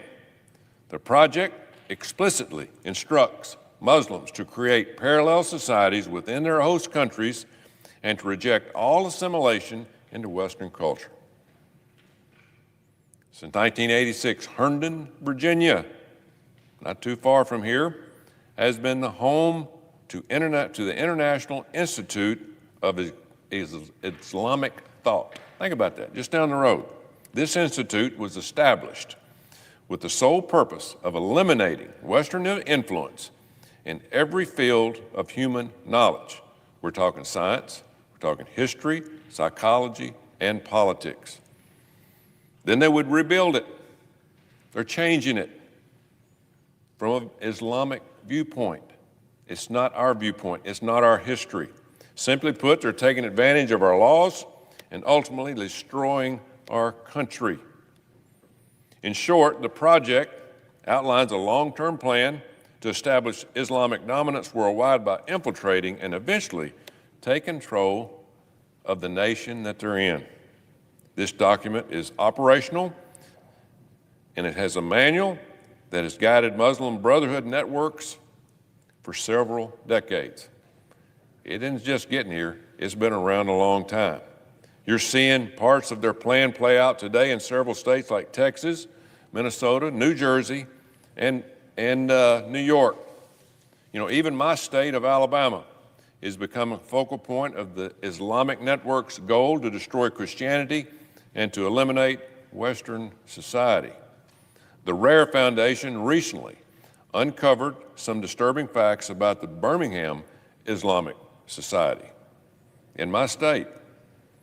This so-called Islamic society admits to being 100% rooted in Sharia law. It's got ties to North American Islamic Trust, which is linked to the Muslim Brotherhood. Rare Foundation's research also claims that Birmingham's Islamic Society has employed imams with direct ties to the Muslim Brotherhood. The mosque constitution reveals that every aspect of the mosque operations, memberships, finances, and even personal affairs of its members are subject to Sharia law.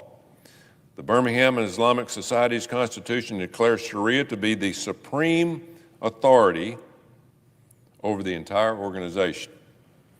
To them, Sharia law has and overrules all of our federal laws, state and local. I know the state of Alabama has passed a law to prohibit state courts from enforcing or considering any foreign, international, or religious law if it violates the U.S. or Alabama Constitution. I trust the Alabama courts will look into this as soon as possible in Birmingham. You know, I've talked many times about how Sharia law is fundamentally incompatible with our Constitution and our society. It has no place in the United States. We're living in a dangerous time where people are afraid to say the truth because they don't want to be canceled or talked about. Bad things start to happen when good people sit idly by and do nothing to address the problems that are plaguing our society today. We can't stay silent. If we do that, we're no better than the leaders of the UK who sat on their hands while 250,000 young girls were raped in traffic. 250,000. What's wrong with these people? Raped in traffic just over the last few years. For too long, people have tiptoed around the issue, afraid to hurt somebody's dang feelings or make somebody uncomfortable. But the time for being politically correct, it better be over. The truth is that radical Islam extremists want every single freedom-loving American to convert to Islam or be killed by the sword. That's what they study and believe. Thanks to President Trump, our borders are secure and we're stopping mass migration and turning away people who want to hurt our country. And we've got them here already. This action is saving our country right now, but it only takes the next Democrat communist president to reopen the floodgates to mass immigration. The disease of Islam has been allowed to fester and spread in our country for a long time. The mullahs are just waiting until they're in the majority to take our country and force Sharia law on everybody that lives in the United States of America. Folks, it's coming. So the question is, will we continue this path and end up like the UK and the rest of the European countries? Or will we say enough is enough and refuse to give up our country to the enemy? I was glad to see President Trump officially designate the Muslim Brotherhood as a terrorist organization. But that's not quite enough. I'm calling on President Trump to ban Muslim Brotherhood from this country. They don't need to be here. They're our enemies. They're inside the gates. We also need to ban Sharia law on a federal level, not just state levels. This hateful, murderous ideology has no place in our country, and it is growing, and we're not saying anything about it. It doesn't need to be here now. It doesn't need to be here ever. We better wake up. Mr. President, I yield the floor.